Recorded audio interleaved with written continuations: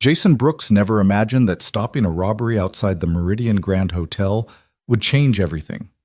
One moment he was just another single dad driving rideshare to make ends meet. The next, he was tackling a masked thief in the middle of downtown. But when the woman he saved looked him in the eyes and whispered, "Thank you," neither of them knew their lives were about to collide in ways that would challenge everything they thought they knew about courage, redemption, and second chances. Stay with me until the end of this story and comment what city you're watching from so I can see how far this tale has traveled. The dashboard clock read 12:47 a.m. when Jason Brooks pulled his aging Honda Accord to the curb outside the Meridian Grand Hotel. The night air hung thick and humid, the kind of oppressive heat that made shirts stick to skin and turned every breath into effort. Downtown was quieter than usual for a Friday night, the typical weekend crowd thinned by the late hour and the promise of rain that had been threatening all evening but never quite delivered. Jason killed the engine and stepped out, his knees protesting slightly as they always did these days. 38 years old, and his body already kept a detailed record of every hard landing, every forced march, every sacrifice he'd made during his years in the service. He'd been a military officer once, the kind of man who commanded respect with a look and led soldiers through situations that would break lesser men. Now he drove strangers around the city for money, picking up rides whenever his 9-year-old son Liam was asleep, or staying with Jason's sister for the night. The passenger door opened and Mrs. Chen, a regular customer who worked late shifts at the hospital, emerged with her usual warm smile. She was a tiny woman in her 60s, barely 5 feet tall, with silver-streaked hair always pulled back in a practical bun. "Thank you so much, Jason," she said, fumbling with her purse as she tried to manage both it and her work bag. "I don't know what I'd do without your reliable service. Those other drivers, they cancel on me all the time." "Happy to help, Mrs. Chen," Jason replied, moving around to the trunk. He popped it open and retrieved her overnight bag, the one she carried on nights when she pulled double shifts and needed to stay at the hospital. "You working another 16-hour day?" 14 this time, she said with a weary chuckle. "We're short-staffed again. But that's the job, right? People need care, no matter what time it is." Jason knew all about that kind of dedication, that sense of duty that pushed you beyond exhaustion because someone else was counting on you. It was the same drive that had him out here at 1 in the morning, hunting for fares instead of sleeping, because Liam needed new shoes and the electricity bill wasn't going to pay itself.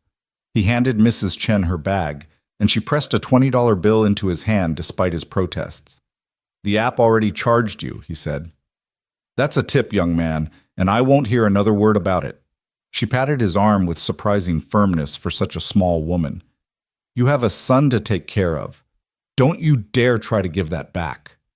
Before Jason could respond, a sound cut through the night air that made his blood run cold. It was a scream, sharp and terrified, the kind of sound that bypassed rational thought and triggered pure instinct. Both he and Mrs. Chen froze, heads turning toward the source. Across the street, maybe 40 yards away at the crosswalk, a scene was unfolding in the harsh glow of the streetlights. A woman in a blue dress was on the ground, and a figure loomed over her, a man in dark clothing with something covering his face. Even from this distance, Jason could see the struggle, could see the man yanking at the woman's purse while she held on desperately. "Oh my God," Mrs. Chen whispered, her hand flying to her mouth. Jason's mind went calm, crystalline clear, the way it always had in moments of crisis. It was the same clarity that had saved his life and the lives of his soldiers more times than he could count. Time seemed to slow down as he processed the situation in fractions of a second. The attacker had his back to them, focused entirely on his victim. The woman was fighting back but losing, her heels making it impossible to find purchase on the pavement. There were no other pedestrians visible on the street, no police cars in sight, no help coming. "Call 911, Jason said to Mrs. Chen, his voice steady and authoritative in a way that brought back muscle memory from another life. Then he was moving. His feet hit the pavement in a dead sprint, his body remembering the training even if his knees wished he'd forget. The distance closed fast. 30 yards. 20.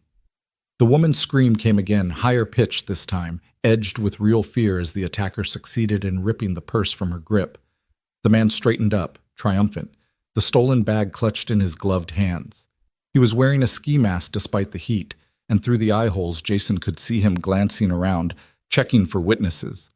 That's when he spotted Jason charging across the street like a freight train with a personal vendetta. "Hey!" Jason shouted, not slowing down. "Drop it!" The attacker's body language shifted instantly from predator to prey. He took one look at the 6'2" former soldier bearing down on him and made a calculation. He turned to run. He didn't make it 3 steps. Jason hit him like a linebacker, all controlled violence and precise force. The tackle was textbook, the kind of thing they drilled into him during basic training and that he'd practiced 1,000 times in hand-to-hand combat courses. He wrapped his arms around the attacker's midsection, lifted him slightly off the ground, and drove him down hard onto the pavement. The impact knocked the wind out of both of them, but Jason recovered faster. Years of muscle memory took over.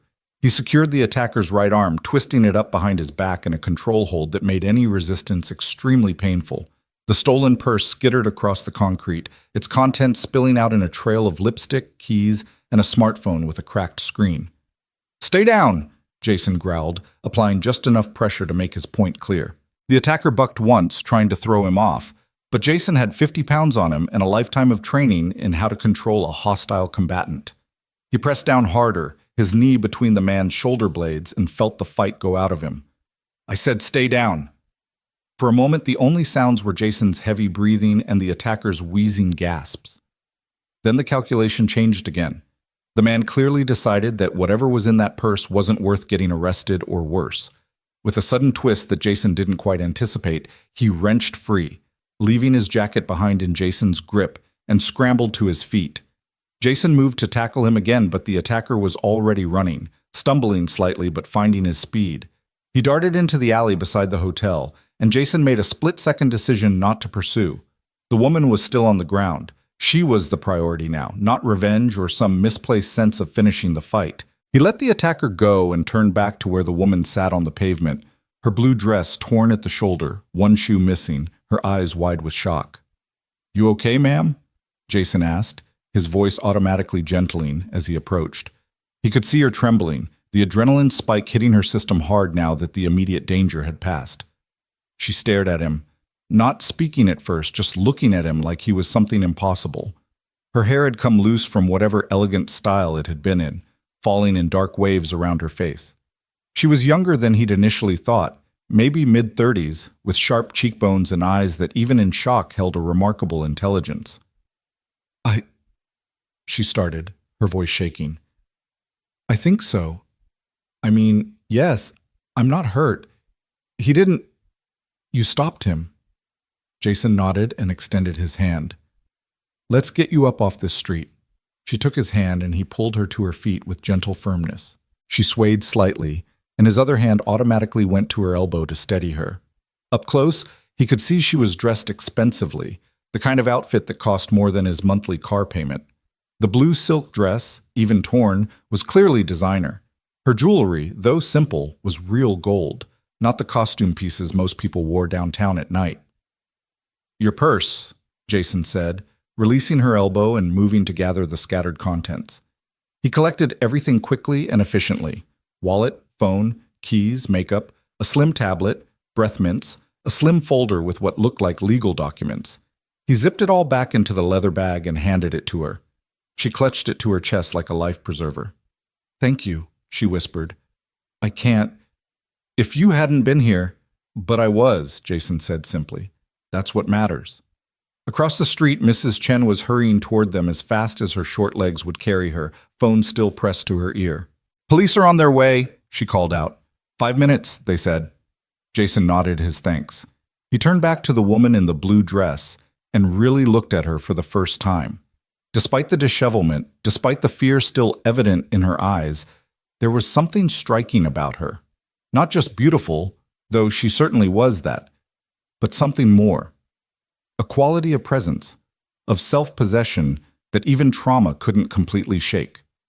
"We should get you inside," he said, gesturing toward the hotel entrance.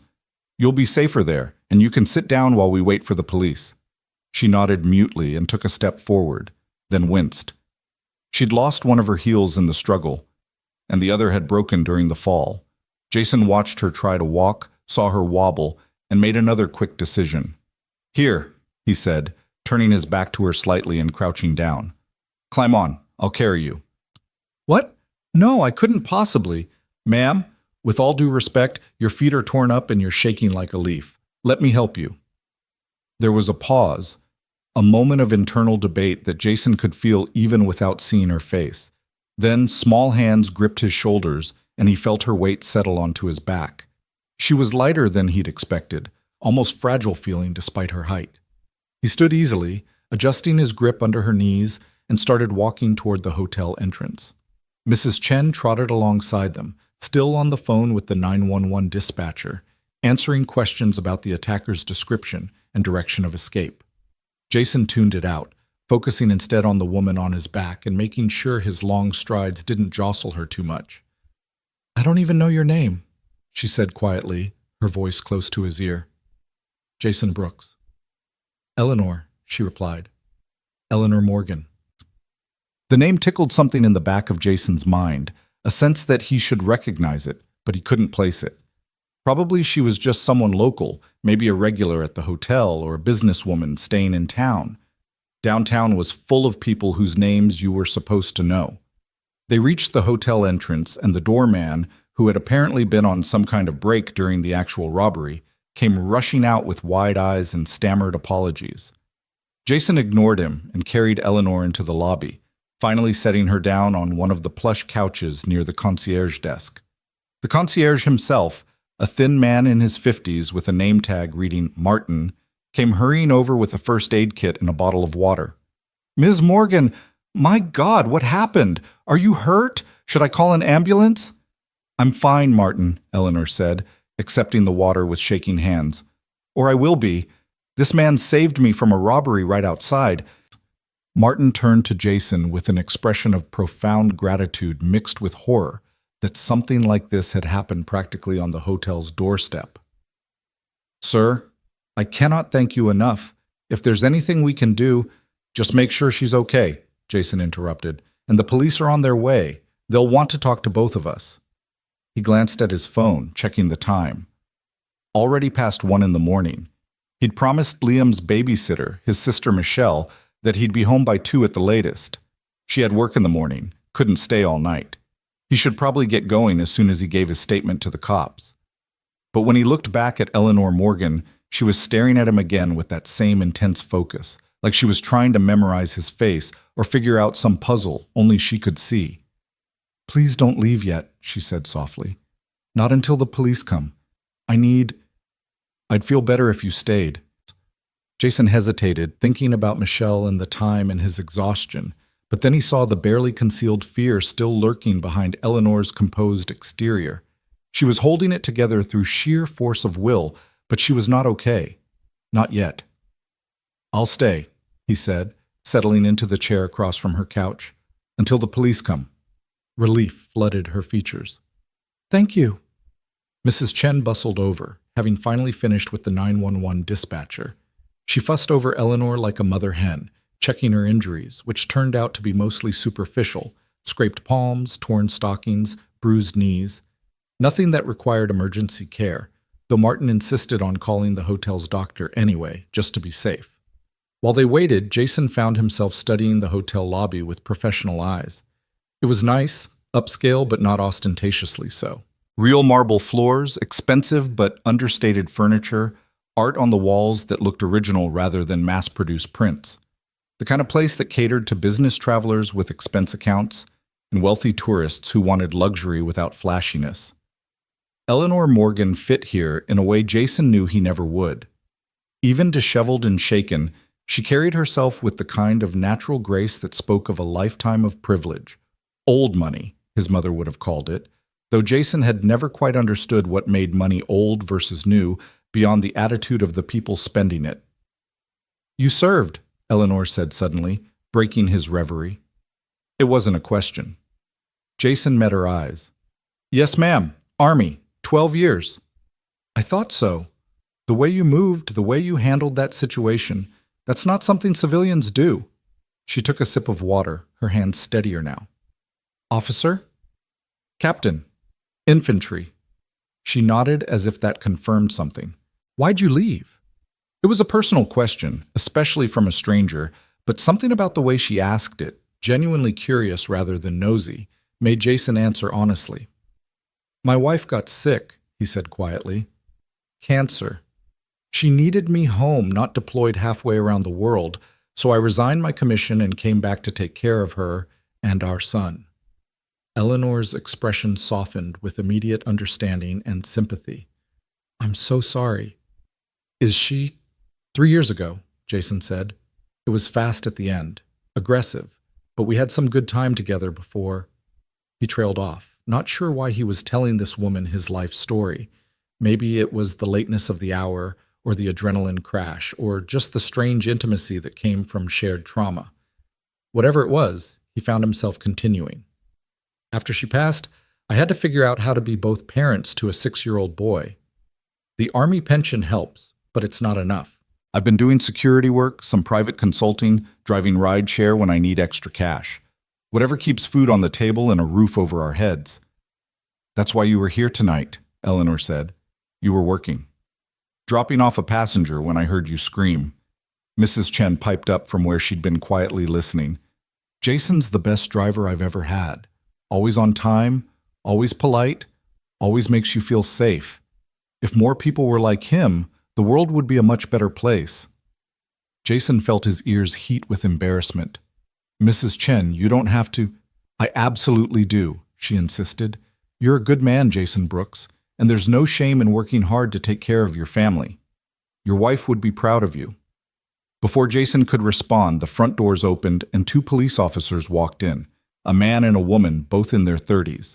The woman took the lead, introducing herself as Officer Patterson and her partner as Officer Mills. They took statements from everyone, starting with Eleanor and working their way through Jason, Mrs. Chen, and even Martin the concierge, who hadn't actually seen anything but could confirm that Ms. Morgan was a regular guest at the hotel. The process took almost 45 minutes. Officer Patterson was thorough, asking detailed questions about the attacker's appearance, his escape route, the stolen items. Jason gave her everything he could remember, including the fact that the attacker had left his jacket behind in their struggle. Mills bagged it as evidence, hoping for prints or DNA. You did good work tonight, Mr. Brooks, Patterson said as she finished up her notes. Quick thinking, appropriate force didn't pursue beyond what was safe. If everyone who witnessed a crime responded like you did, our jobs would be a lot easier. I just did what anyone would do, Jason said. No, Eleanor interjected firmly. You did what almost no one would do. Most people would have looked away, or recorded it on their phones, or maybe called for help but not gotten involved. You didn't hesitate. You put yourself at risk for a complete stranger. Officer Patterson nodded agreement. Miss Morgan's right. Most people freeze or flee. What you did tonight took courage and training. You're a hero whether you want to admit it or not. Jason shifted uncomfortably. He'd never liked that word, hero. He'd known real heroes in the Army, men and women who'd made the ultimate sacrifice. All he'd done was tackle one scared kid in a ski mask. I should get going, he said, standing up. My sister's watching my son and she needs to get home. Of course, Eleanor said, also standing. She was barefoot now, having abandoned her broken heels. Even without them, she was tall, maybe 5'9" or 5'10". But please, at least let me buy you a drink or something, to say thank you properly. Jason shook his head. That's not necessary, Miss Morgan. I'm just glad you're okay. It's past 2 a.m. and you have a child at home, she said, understanding flickering in her eyes. But perhaps another time? Please. I'd like to repay your kindness somehow. There was something in her tone, an earnestness that went beyond polite gratitude. Jason found himself pulling out his wallet and extracting one of the simple business cards he'd had printed up for his security consulting work. It had his name, phone number, and email, nothing fancy. If you really want to, he said, handing it to her, but honestly, no repayment necessary. Take care of yourself, Miss Morgan. She took the card, studying it like it was something precious. Eleanor. Please call me Eleanor. Eleanor? He repeated. Get some rest, and maybe don't walk around downtown alone after midnight for a while. A ghost of a smile crossed her face. Noted. Jason said goodbye to Mrs. Chen, who insisted on hugging him despite the height difference, and nodded to the police officers. As he walked out of the hotel lobby into the humid night air, he felt the exhaustion hit him like a physical weight. His knees ached, his back hurt where he'd hit the pavement, and he was pretty sure he'd have bruises tomorrow. But as he slid back into his Honda and started the engine, he also felt something else. A sense of rightness, of having done what needed doing when it needed doing. It was the same feeling he used to get after a successful mission, when his soldiers were safe and the objective was accomplished. He'd been living without that feeling for so long that he'd almost forgotten what it was like. The drive home took 20 minutes through empty streets. Michelle was waiting up when he walked in, stretched out on his couch, watching late-night television with the volume low. "You're late," she said without heat, sitting up and stretching. "Sorry, had a situation." His sister's eyes narrowed. She knew him too well. "What kind of situation?" "The kind where someone needed help and I was there," Jason said carefully. "Nothing major. Already gave a statement to the cops." "Jason Brooks, if you got yourself hurt—" "I'm fine, Mach, promise. Just tired." She studied him for a long moment, then sighed. "You can't save everyone, you know." "Maybe not, but I can save the ones in front of me." Michelle stood and grabbed her purse, but not before giving him a quick hug. "That's what I'm afraid of. One of these days you're going to run into something you can't handle." Tonight wasn't that night. After she left, Jason checked on Liam, finding his son sprawled across his bed in that boneless way only children could manage. The nightlight cast soft shadows across the boy's face, and Jason felt his heart clench with the fierce protectiveness that had defined his life since the moment Liam was born. Everything he did, every shift he worked, every sacrifice he made, it was all for this kid. To give him chances Jason never had. To keep him safe and fed and loved. To be the kind of father that Liam's mother would have wanted him to be. He pulled the blanket up over his son's shoulders, pressed a kiss to his forehead, and retreated to his own room. As he fell into bed, still fully clothed, too tired to change, his last thought before sleep claimed him was of Eleanor Morgan's face in the hotel lobby. The way she'd looked at him when she took his business card, like it was something important, like he was someone worth remembering. He fell asleep thinking that he'd probably never see her again. That this was just one of those brief intersections of lives that happened and then faded into memory. A story he might tell Liam someday about the time Dad stopped a robbery downtown. He had no idea how wrong he was. Morning came too early, announced by Liam jumping on his bed at 7:30 with all the energy of a caffeinated tornado. "Dad, wake up! You promised we'd go to the park today if the weather was good." Jason groaned and tried to pull a pillow over his head, but Liam was having none of it.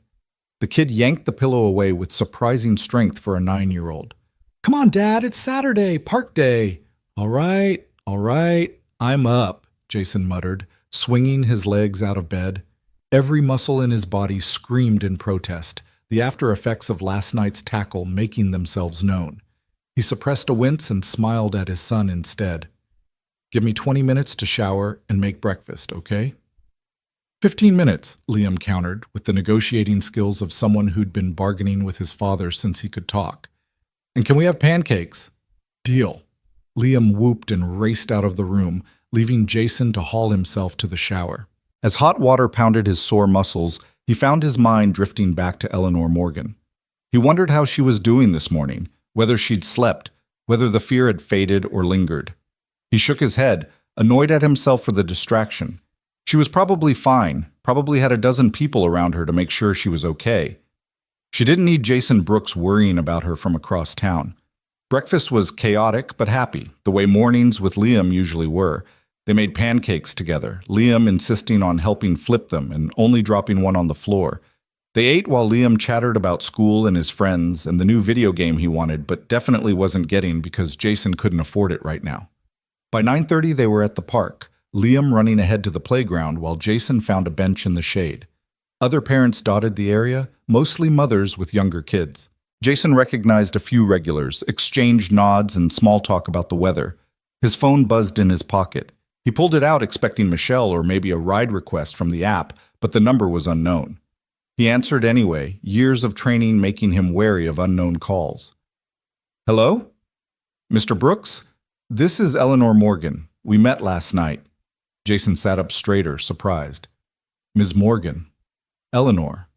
Are you okay? I'm fine, thanks to you. Her voice was clearer than it had been last night, steadier. I hope I'm not disturbing your Saturday.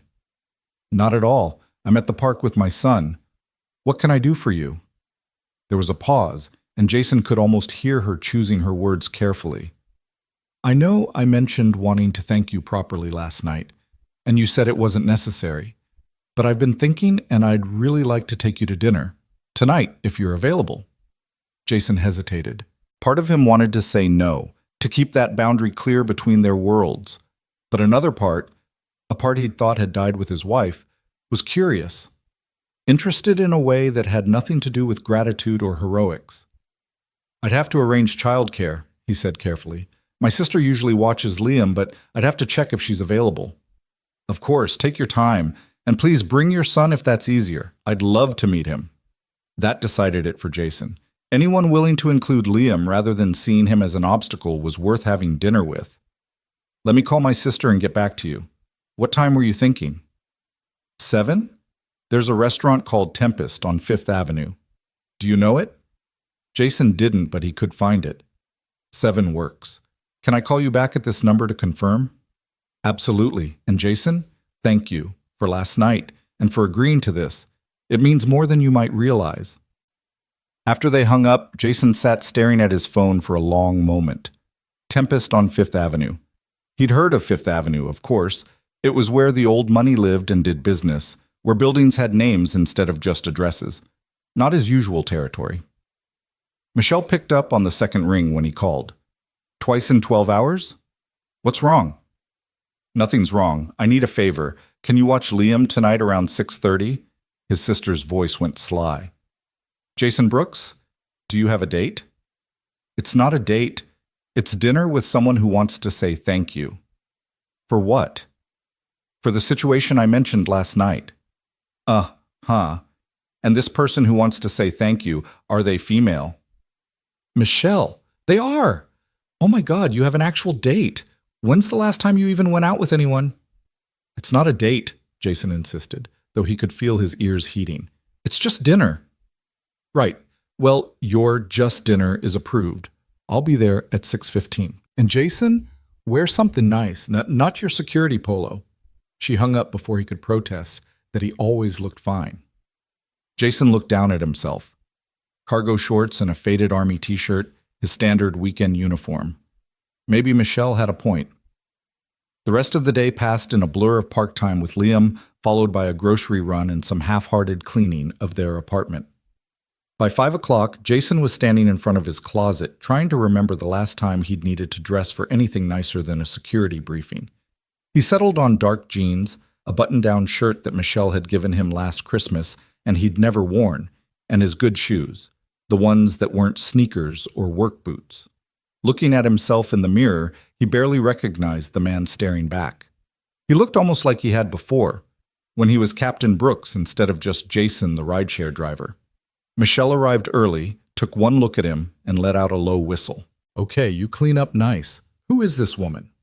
Her name's Eleanor Morgan. She's the one from last night, the one who was attacked. Michelle's expression turned serious.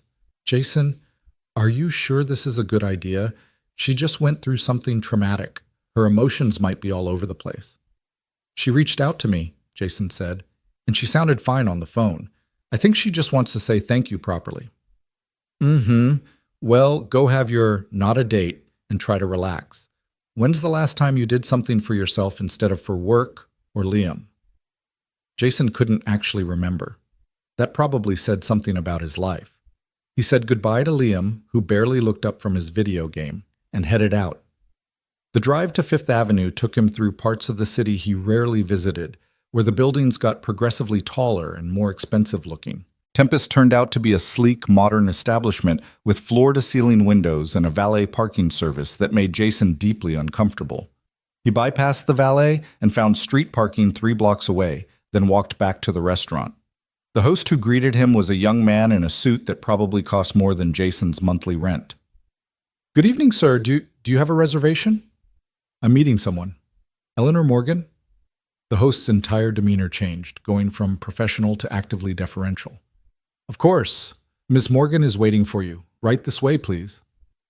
Jason followed him through the restaurant, acutely aware of the other diners glancing his way. Despite Michelle's approval of his outfit, he felt underdressed, surrounded by designer suits and cocktail dresses. But then they reached a private corner table, and Eleanor Morgan looked up with a smile that made everything else fade into background noise. She was stunning. That was Jason's first coherent thought. Last night she'd been beautiful, even in distress, but tonight she was put together with the kind of effortless elegance that turned heads. A simple black dress, her dark hair pulled back, minimal jewelry. She stood as he approached, and Jason saw relief and genuine pleasure cross her features. Jason, thank you so much for coming. Thank you for inviting me, he said, shaking her extended hand. Her grip was firm, confident. You look well. Much better than last night. I feel better, please sit. The host pulled out Jason's chair, which was another thing that made him uncomfortable, but he managed to sit without making a fool of himself. A waiter appeared instantly with menus and water, rattling off specials that involved words Jason didn't recognize and ingredients he'd never heard of. After the waiter left, Eleanor leaned forward slightly. I should have asked where you'd like to eat. This is where I usually take business associates, but if you'd prefer somewhere else, this is fine, Jason assured her, though he was already mentally calculating the cost of the entrees he could see on the menu. He'd have to pick up extra shifts this week to cover this, even if she was technically inviting him. Eleanor seemed to read his mind. Please, order anything you like. This dinner is on me, and I won't take no for an answer. You saved my life last night. The least I can do is buy you a meal. You don't owe me anything, Jason said reflexively. I know I don't owe you. I want to. She paused, then added more quietly, I haven't been able to stop thinking about what happened, about what could have happened if you hadn't been there.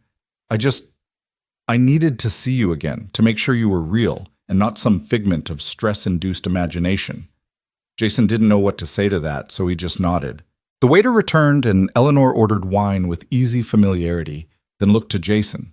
He ordered a steak, medium rare, and immediately felt like he'd chosen wrong when Eleanor asked for something with truffle oil and microgreens. But she didn't seem to judge. Instead, as the evening progressed, she asked him questions about Liam, about his time in the army, about his life now. And Jason found himself talking more than he had in years, drawn out by her genuine interest and the way she listened like every word mattered. In return, he learned that Eleanor Morgan wasn't just wealthy. She was CEO of Morgan Holdings, a massive investment firm that managed billions in assets. She'd built it from nothing after aging out of the foster care system at 18, using scholarships and student loans to put herself through business school, then clawing her way up through the ranks of the financial world until she could start her own company. I don't usually tell people that part, she admitted over dessert. The foster care part. It's not exactly the origin story people expect from someone in my position. Why tell me? Jason asked. She considered the question, swirling wine in her glass. Because you told me about your wife, about what you gave up to take care of her and your son. That kind of honesty deserves honesty in return. The conversation flowed easily after that, like they'd known each other for years instead of hours. Jason found himself laughing, actually laughing, at Eleanor's dry observations about the business world and the absurd demands of corporate culture. She in turn seemed fascinated by his military stories, the ones he usually kept to himself. It wasn't until the check came, which Eleanor smoothly intercepted before Jason could even see the total, that he realized 3 hours had passed. I should get home, he said reluctantly. My sister has to work tomorrow. Eleanor nodded, but there was something in her expression, a hesitation. Jason, there's something else I wanted to ask you. Something beyond just saying thank you. Okay. Morgan Holdings is looking for a new head of security, someone to oversee protection for our executives, manage our security protocols, liaise with law enforcement. It's a full-time position with benefits, and given your background, your experience, the way you handled yourself last night, I think you'd be perfect for it. Jason felt like the ground had shifted under him. You're offering me a job? I'm offering you an interview, Eleanor corrected. I don't hire people just because I'm grateful to them, but I do recognize talent when I see it, and you have skills we need. If you're interested, I'd like you to come by our offices Monday morning, 10 o'clock. At least hear me out properly before you decide. Jason's mind was racing. A real job, with benefits. The kind of security consulting work he'd been trying to break into for 3 years. It sounded too good to be true. It probably was too good to be true. But Eleanor was looking at him with that same intense focus from the hotel lobby, waiting for his answer. "I'll be there," Jason heard himself say. 10 o'clock Monday. The smile that crossed her face was radiant. "Excellent. I'll email you the details and address tonight."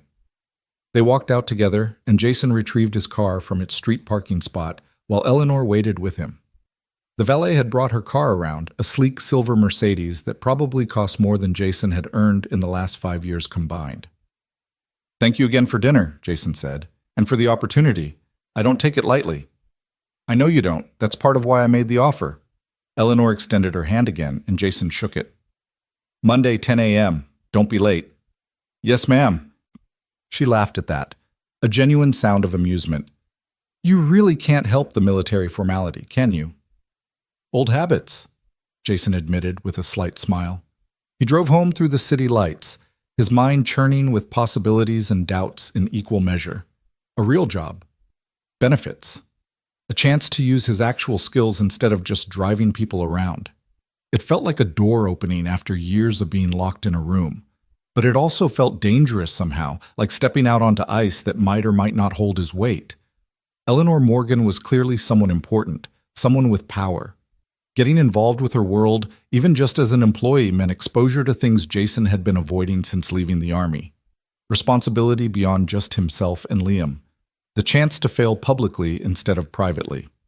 Michelle took one look at his face when he walked in and knew something significant had happened. "Tell me everything." So he did, sitting at his small kitchen table while she made tea and listened with the focused attention of the lawyer she'd always wanted to be before life got in the way. When he finished, she was quiet for a long moment. "This could be really good for you," she finally said. "For both of you. Liam needs stability, and this would give you that." "Or it could blow up in my face," Jason countered. "She barely knows me. What if I'm not what she thinks I am? What if I mess it up?" "Jason." Michelle reached across the table and grabbed his hand. "You've been selling yourself short for 3 years. Ever since Sarah died, you've been in survival mode, just trying to keep your head above water.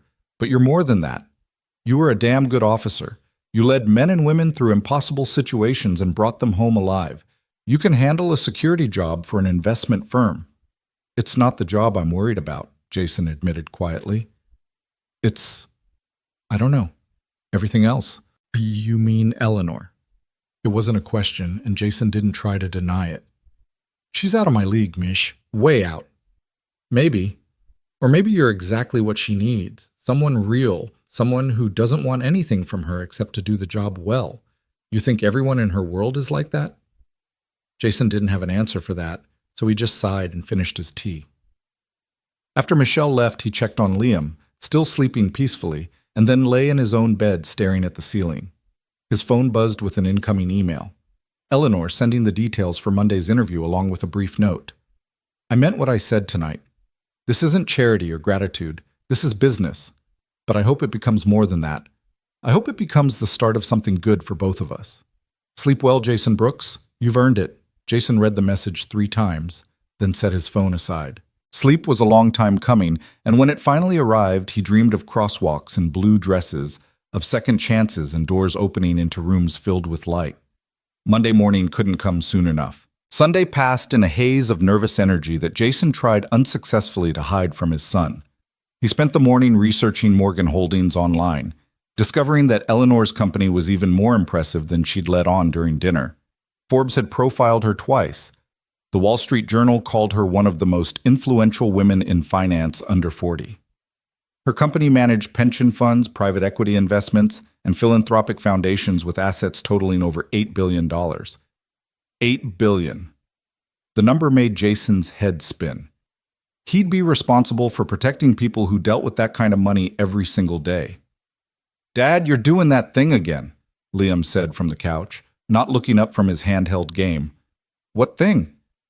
"That thing where you stare at your computer and make the worried face, the one with the wrinkly forehead." Jason consciously smoothed his expression. I'm not worried. I'm preparing. For what? A job interview tomorrow. Now Liam did look up, interest sparking in his eyes, that were so much like his mother's it sometimes hurt to look at them. A real job, like with an office and stuff? Maybe, if I don't mess it up. Liam set down his game and came over to where Jason sat at their small dining table that doubled as a desk. You won't mess it up. You're good at everything. The simple faith in his son's voice made Jason's throat tight. I'm not good at everything, buddy. You're good at the important stuff. Mom always said so. Jason pulled Liam into a hug, holding him close for a moment. Sarah had said that during one of their last conversations before the cancer took her ability to speak clearly. She'd gripped his hand with what little strength she had left and told him he was good at the important things, the things that mattered, being kind, being brave, being there when people needed him. Thanks, kiddo, Jason said, releasing him. Now go beat that level you've been stuck on all week. Liam grinned and raced back to the couch, and Jason returned to his research. By Sunday evening, he'd read everything publicly available about Morgan Holdings, memorized the names and faces of the executive team, and drafted answers to every interview question he could think of. He'd even pressed his one good suit, the one he'd worn to Sarah's funeral, and hadn't touched since. Sleep came easier that night, exhaustion finally overriding anxiety. When his alarm went off at 6:30 Monday morning, Jason felt surprisingly calm. The nervousness had crystallized into focus, that same pre-mission clarity that had served him well in the Army. He got Liam ready for school, packed his lunch with extra care, and walked him to the bus stop like always. Wish me luck, Jason said as the yellow bus pulled up.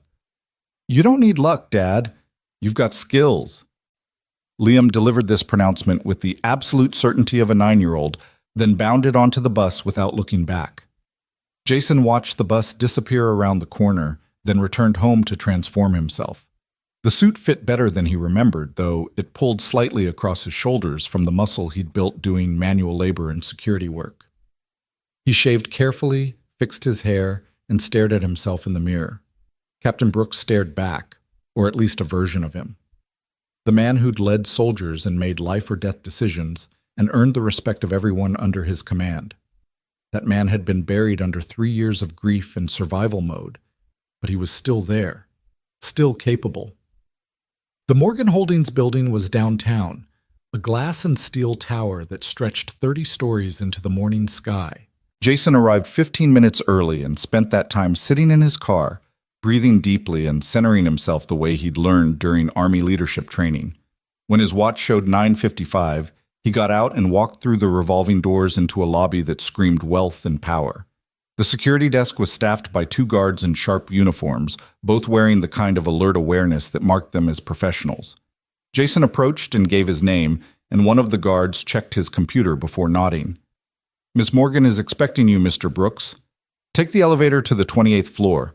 Her assistant will meet you there. The elevator was glass on one side, providing a view of the city as it rose. Jason watched downtown spread out below him, thinking about how different this world was from the one he'd been living in. Up here, decisions got made that affected thousands of lives. Money moved in amounts most people couldn't comprehend. Power concentrated and radiated outward.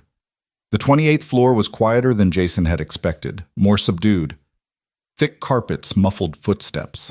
The walls displayed original art that Jason suspected was worth more than his entire net worth. A woman in her 50s with perfectly styled gray hair and a smile that didn't quite reach her eyes stood waiting by the elevator. Mr. Brooks, I'm Patricia Chen, Miss Morgan's executive assistant. Please follow me.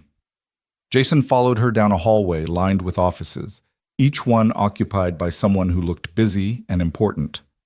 They passed a conference room where a meeting was clearly in progress, multiple screens displaying charts and graphs that meant nothing to Jason, but everything to the people studying them intently.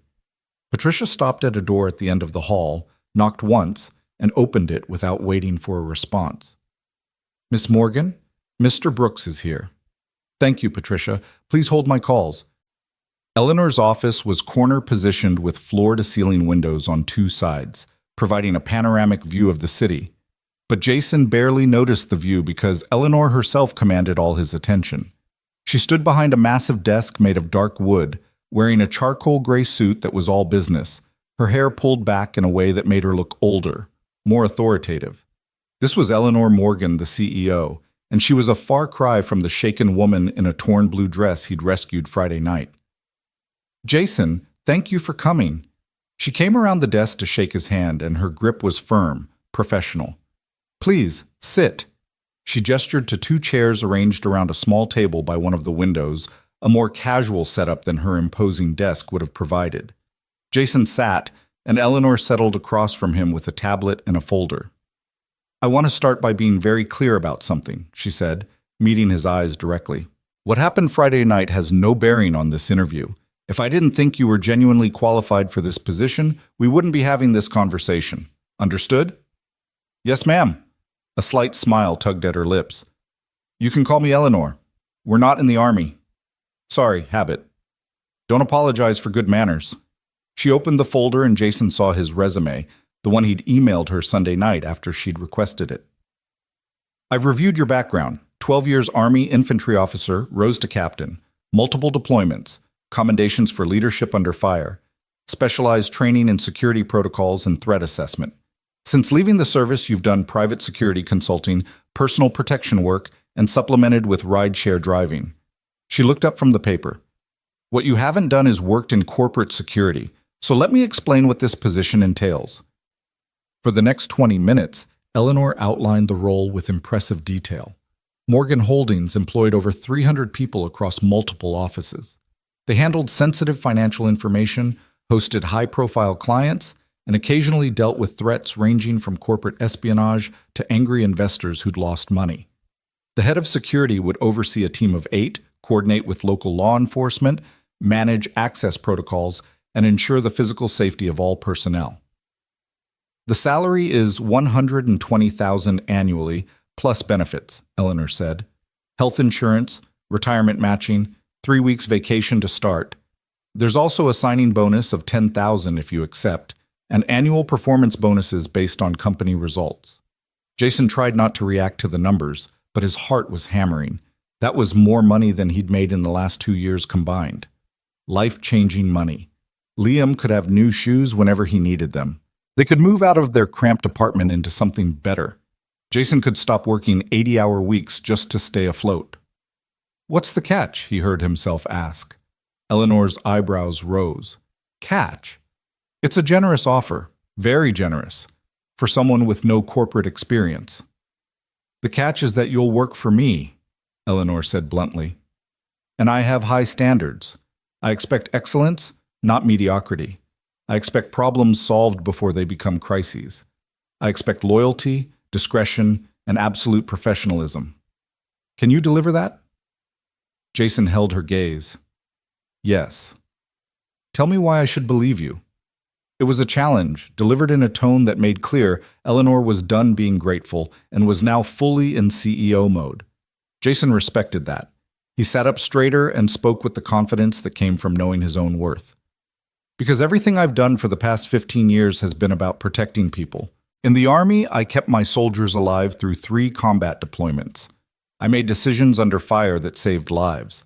Since then, I've kept those same skills sharp doing security work wherever I could find it. I know how to assess threats, plan for contingencies, and respond when things go wrong. More than that, I know how to lead a team. Security isn't just about locks and cameras. It's about people trusting each other and working together." He paused, then added, "And I'm hungry. Not for power or status, but for the chance to do work that matters again. To use my skills for something more than just getting by. You're offering me that chance, and I won't waste it." Eleanor studied him for a long moment, her expression unreadable. Then she set down her tablet and leaned back in her chair. "There's something else you should know. Friday night wasn't random." Jason felt his attention sharpen. "What do you mean?" "The man who attacked me, he knew my name. Before you arrived, when he first grabbed me, he said, 'Ms. Morgan, your company owes me.' I didn't tell the police that part because I wasn't sure if it was relevant or just paranoid thinking." "It's relevant," Jason said immediately. "Very relevant. Did you recognize his voice?" "No, but I've been going through my memory all weekend trying to remember anyone who might have cause to target me specifically. The truth is, there are a lot of possibilities. We manage investments. Sometimes people lose money. Sometimes we have to make hard decisions that cost people their jobs or their businesses. It comes with the territory. Jason's mind was already working through implications. You need to tell the police. And you need enhanced security until they catch this guy. I've already increased building security, but that's part of why this position exists. I need someone I can trust to take a comprehensive look at our vulnerabilities and fix them. Someone who won't just go through the motions, but will actually care about keeping people safe.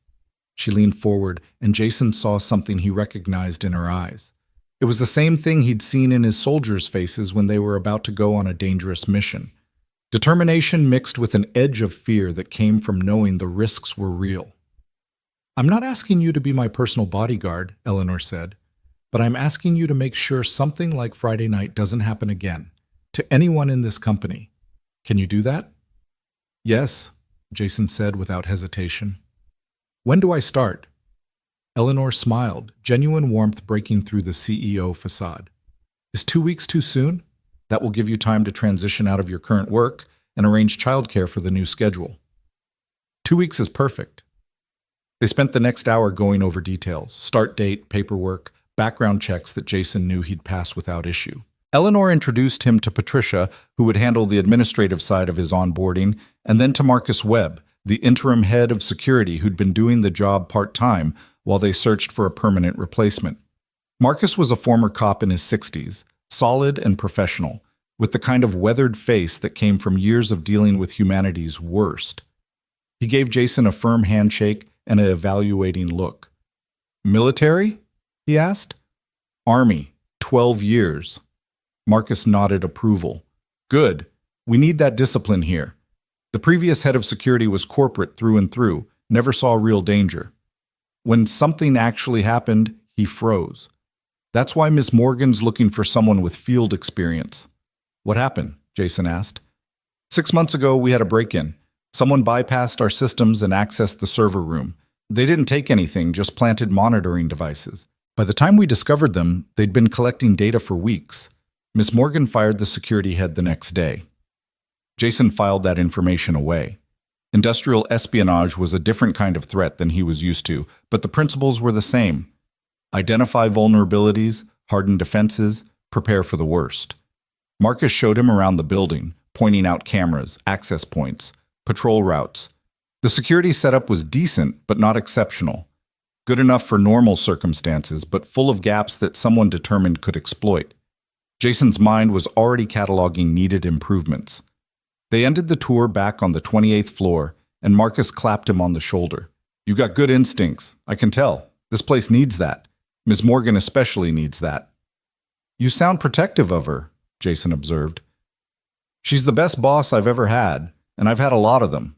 Fair, direct, expects a lot, but gives a lot in return. She's also got enemies, same as anyone with power. Your job will be making sure those enemies stay at a distance. After Marcus left, Jason found himself back in Eleanor's office. She'd been in meetings for most of the afternoon, but Patricia had texted him saying Ms. Morgan wanted to see him before he left. Eleanor was on a phone call when he entered, gesturing for him to sit while she finished up. Jason watched her work, fascinated by the transformation from the woman who'd sat across from him at dinner to this force of nature making decisions with casual authority. She was negotiating something complex, throwing around terms like basis points and liquidity positions that meant nothing to Jason but clearly meant everything to whoever was on the other end of the line. Done, she said finally, hanging up and turning her full attention to him. Some of the corporate armor had cracked, and she looked tired. Sorry about that. Closing a deal that's been in progress for months. No apologies necessary. It's impressive watching you work. Eleanor laughed, but there was an edge to it. Impressive or terrifying? Some people say I'm too direct, too hard, especially for a woman. You're a CEO. You're supposed to be hard. That's what I tell myself. She stood and moved to the windows, looking out over the city. Can I ask you something personal? Of course. Friday night, when you tackled that man, did you think about your son? About what might happen to him if you got hurt? Jason considered the question carefully. No, I didn't think at all. I just acted. That's what scares me, Eleanor said quietly. Not that you acted, but that you didn't hesitate. Most people would have calculated the risk. You just did what needed doing. Is that a problem? No. She turned to face him. It's exactly what I need, but it's also what worries me about asking you to take this job, because I know myself, Jason. I know that I'm going to depend on you probably more than is strictly professional, and that's not fair to you or to your son. Jason stood and crossed to where she stood by the windows. Up close, he could see the exhaustion in her eyes, the weight she carried that had nothing to do with physical burden. My wife told me something before she died, he said. She said that we don't get to choose when we're needed. We only get to choose whether we show up. I showed up Friday night because you needed help. I'm taking this job because your company needs someone to take security seriously. And if you need to depend on me, that's fine. That's what you're paying me for. Eleanor's eyes glistened with something that might have been tears, but she blinked them away. You're a good man, Jason Brooks. Better than you probably realize. I'm just a guy trying to do right by his kid and make a living. No, she said firmly. You're more than that. You're someone who still believes that doing the right thing matters. Do you have any idea how rare that is in my world? Before Jason could answer, her phone buzzed with an incoming call. She glanced at it and sighed. I have to take this. But Jason, thank you. For Friday night, for today, for saying yes. I have a feeling you're going to change things around here. Jason left the building as the afternoon sun angled between skyscrapers, painting downtown in shades of gold and amber. His phone was full of messages from Michelle demanding updates, but he ignored them for now. Instead, he drove to Liam's school and waited in the pickup line, just another parent among dozens.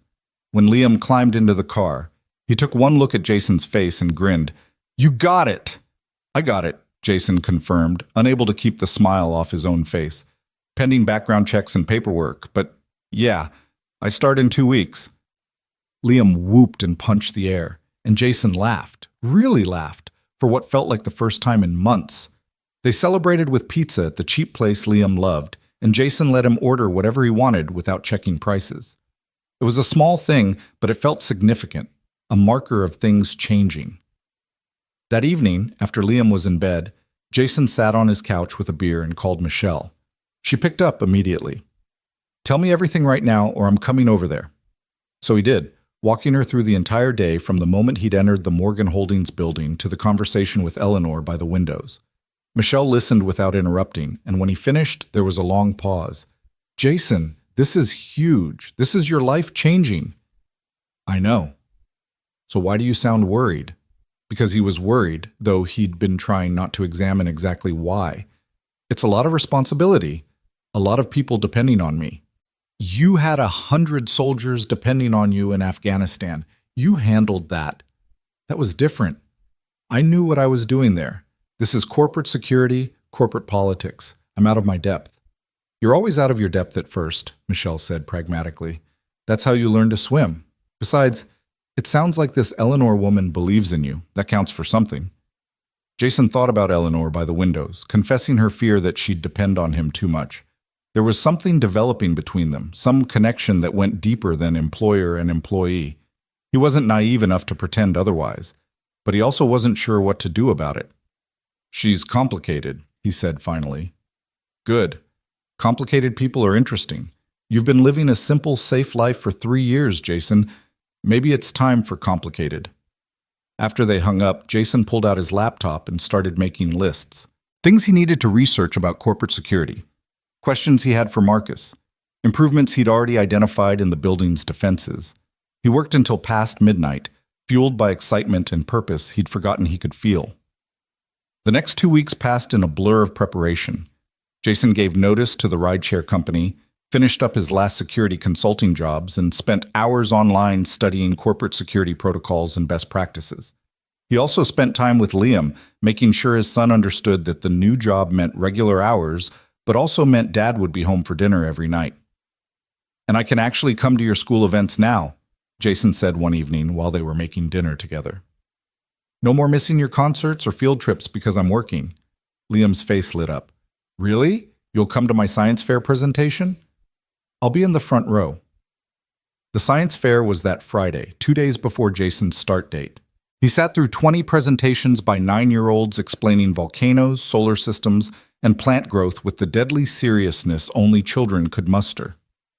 When it was Liam's turn to present his project on simple machines, Jason watched his son explain levers and pulleys with confidence and pride, and felt his throat tighten with emotion. Sarah should have been here for this. She'd been the one who loved school events, who'd volunteered for every field trip and bake sale.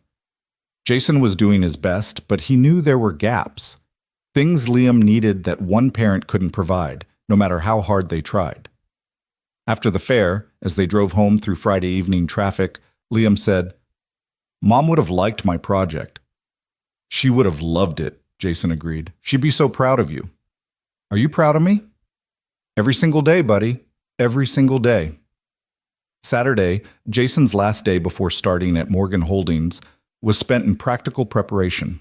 He bought 3 new shirts and 2 pairs of dress pants, spending more money than he was comfortable with, but knowing he needed to look the part. He got a haircut, the kind of precise military style that had been his standard for years. He even bought a new briefcase, replacing the battered messenger bag he'd been using since leaving the army. That evening, Michelle came over to watch Liam for what she was calling the new job celebration dinner, though Jason had protested that celebrating before he'd even started was premature. "You're going out with Eleanor tonight, aren't you?" she asked as Jason changed into one of his new shirts. "It's a work dinner. She wants to go over my priorities for the first week." A work dinner on a Saturday night. Jason emerged from his bedroom and gave his sister a level look. "She's my boss, Michelle, that's all." "For now," Michelle said, but she was smiling. "Go have your work dinner. Try to relax and enjoy yourself. You've earned this, Jason. Stop waiting for the other shoe to drop and just let something good happen." The restaurant Eleanor had chosen was different from Tempest, more casual but still upscale. It was a steakhouse with dark wood and leather booths, the kind of place where deals got made over expensive wine and rare cuts of beef. Eleanor was already there when Jason arrived, seated in a corner booth that provided privacy and a view of the entire restaurant. She looked different than she had in the office all week. Less corporate armor, more like the woman he'd had dinner with that first time. Dark jeans, a cream-colored blouse, her hair loose around her shoulders. She smiled when she saw him, and Jason felt something shift in his chest. "Thank you for meeting me," she said as he slid into the booth across from her. "I know it's the weekend, and you probably have better things to do."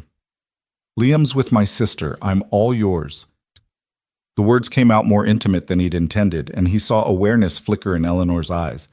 But she just smiled and said, "Good, because I wanted to talk to you without the office atmosphere. Get to know the real Jason Brooks before you become my head of security." "What you see is what you get," Jason said. "I'm not complicated." "Everyone's complicated. They just hide it better, or worse." She poured wine for both of them from the bottle already on the table. "Tell me about your wife, if it's not too painful." Jason hadn't expected that question, but he found himself wanting to answer. She was everything I wasn't. Outgoing where I was reserved, optimistic where I was practical. She made me laugh, made me see the good in things. We met right after I came back from my first deployment. She was a teacher, working with kids who had learning disabilities. He paused, memory washing over him. When she got sick, she never complained. Not once. Even at the end, when the pain was unbearable, she was more worried about me and Liam than herself. She made me promise I wouldn't stop living after she was gone, that I'd find happiness again. "Have you?" Eleanor asked softly.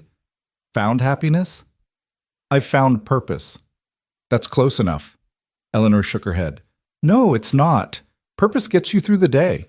Happiness makes you want tomorrow to come." "What about you?" Jason deflected. "You built an empire from nothing. That must make you happy." "It makes me satisfied, accomplished. But happy?" She swirled wine in her glass, considering. "I don't know if I've ever let myself be happy. I've been too busy proving I deserve to exist in rooms full of people who think I don't belong." "The foster care thing," Jason said, remembering what she'd told him. "The foster care thing," she confirmed. "I aged out of the system with $500, a high school diploma, and a chip on my shoulder the size of Texas. I put myself through community college, then state university, then business school. Every step of the way, people told me I wouldn't make it, that girls from my background didn't become CEOs. She met his eyes directly. So I proved them wrong, built a company that made me richer and more powerful than any of them. But somewhere along the way, I forgot how to just be, how to exist without constantly fighting. Is that why Friday night shook you so badly? Jason asked. Because you couldn't fight back effectively? Maybe. Or maybe because it reminded me that all the money and power in the world doesn't matter if you can't walk safely down a street at night. That I'm still vulnerable, still at risk, no matter how many floors up my office is. The waiter arrived then to take their orders, providing a break in the heavy conversation. They both ordered steaks, and Eleanor asked for a side of truffle fries that she admitted were her guilty pleasure indulgence. As the evening progressed, the conversation lightened. They talked about everything and nothing, movies, books, the peculiarities of the city they both called home. A break in the heavy conversation. They both ordered steaks, and Eleanor asked for a side of truffle fries that she admitted were her guilty pleasure indulgence. As the evening progressed, the conversation lightened. They talked about everything and nothing, movies, books, the peculiarities of the city they both called home. Eleanor was funny when she relaxed, with a dry wit that caught Jason off guard and made him laugh more than he had in years. She asked about Liam, seemed genuinely interested in Jason's stories about 9-year-old logic and the challenges of single parenting. "You're good at it," she said over dessert. "Being a father, I can tell from the way you talk about him." "I'm doing my best. Some days that's enough, some days it's not. That's all any of us can do, our best." When the check came, Eleanor waved away Jason's half-hearted attempt to pay. "This one's on me. Consider it a welcome to the company dinner." They walked out together into the cool evening air, and Jason realized he didn't want the night to end. That was dangerous thinking, he knew. She was his boss. There were power dynamics, professional boundaries that needed to stay intact. But standing there under the streetlights with Eleanor looking up at him, those boundaries felt very theoretical and very distant. "I should go," he said, not moving. "Early start Monday morning." "Yes," Eleanor agreed, also not moving. "Big day for both of us." They stood there for a moment longer, something unspoken hanging between them. Then Eleanor stepped forward and hugged him, quick and fierce. Jason's arms came up automatically, holding her, and for just a second she let herself lean into him. "Thank you," she whispered against his shoulder. "For everything, for Friday night, for taking this job, for tonight." "You make me feel safe, Jason. That's not something I feel very often." Then she pulled back, composed herself, and was CEO Eleanor Morgan again. "I'll see you Monday morning, 8 o'clock sharp." "Yes, ma'am," Jason said, unable to help the slight smile. She rolled her eyes, but smiled back. "We really need to work on that ma'am habit." Jason drove home through Saturday night traffic, his mind replaying the evening, analyzing conversations, trying to make sense of what was happening between them. Because something was happening, whether either of them wanted to acknowledge it or not. He could feel it every time their eyes met, every time the conversation dipped below surface level into something real and raw. But Monday morning, all of that would have to be set aside. He'd be her employee, her head of security, responsible for keeping her and 300 other people safe. Personal feelings had no place in that dynamic. He needed to lock this down, keep it professional, maintain appropriate distance. He just wasn't sure he could. Michelle was asleep on his couch when he got home, and Liam was tucked into bed. Jason stood in his son's doorway for a long moment, watching him sleep, thinking about the life he was about to provide for this kid. Stability. Security. A father who came home at normal hours and could afford more than just the basics, but also thinking about Eleanor's words. Purpose gets you through the day. Happiness makes you want tomorrow to come. Maybe, just maybe, he was about to find both. Monday morning arrived with all the weight of new beginnings. Jason woke before his alarm, adrenaline already flooding his system. He went through his routine with military precision, shower, shave, dress in one of his new shirts and his best suit. He made Liam breakfast, walked him to the bus stop, and arrived at the Morgan Holdings building at 7:30, a full half hour before he needed to be there. The morning security guard recognized him from his interview and waved him through with a nod of respect. Jason took the elevator up to the 28th floor, where Patricia was already at her desk despite the early hour. "Mr. Brooks, welcome to your first day," she said warmly. "Ms. Morgan is in early meetings, but she asked me to get you set up in your office and introduce you to the security team." His office was on the 27th floor, smaller than Eleanor's, but still impressive by Jason's standards.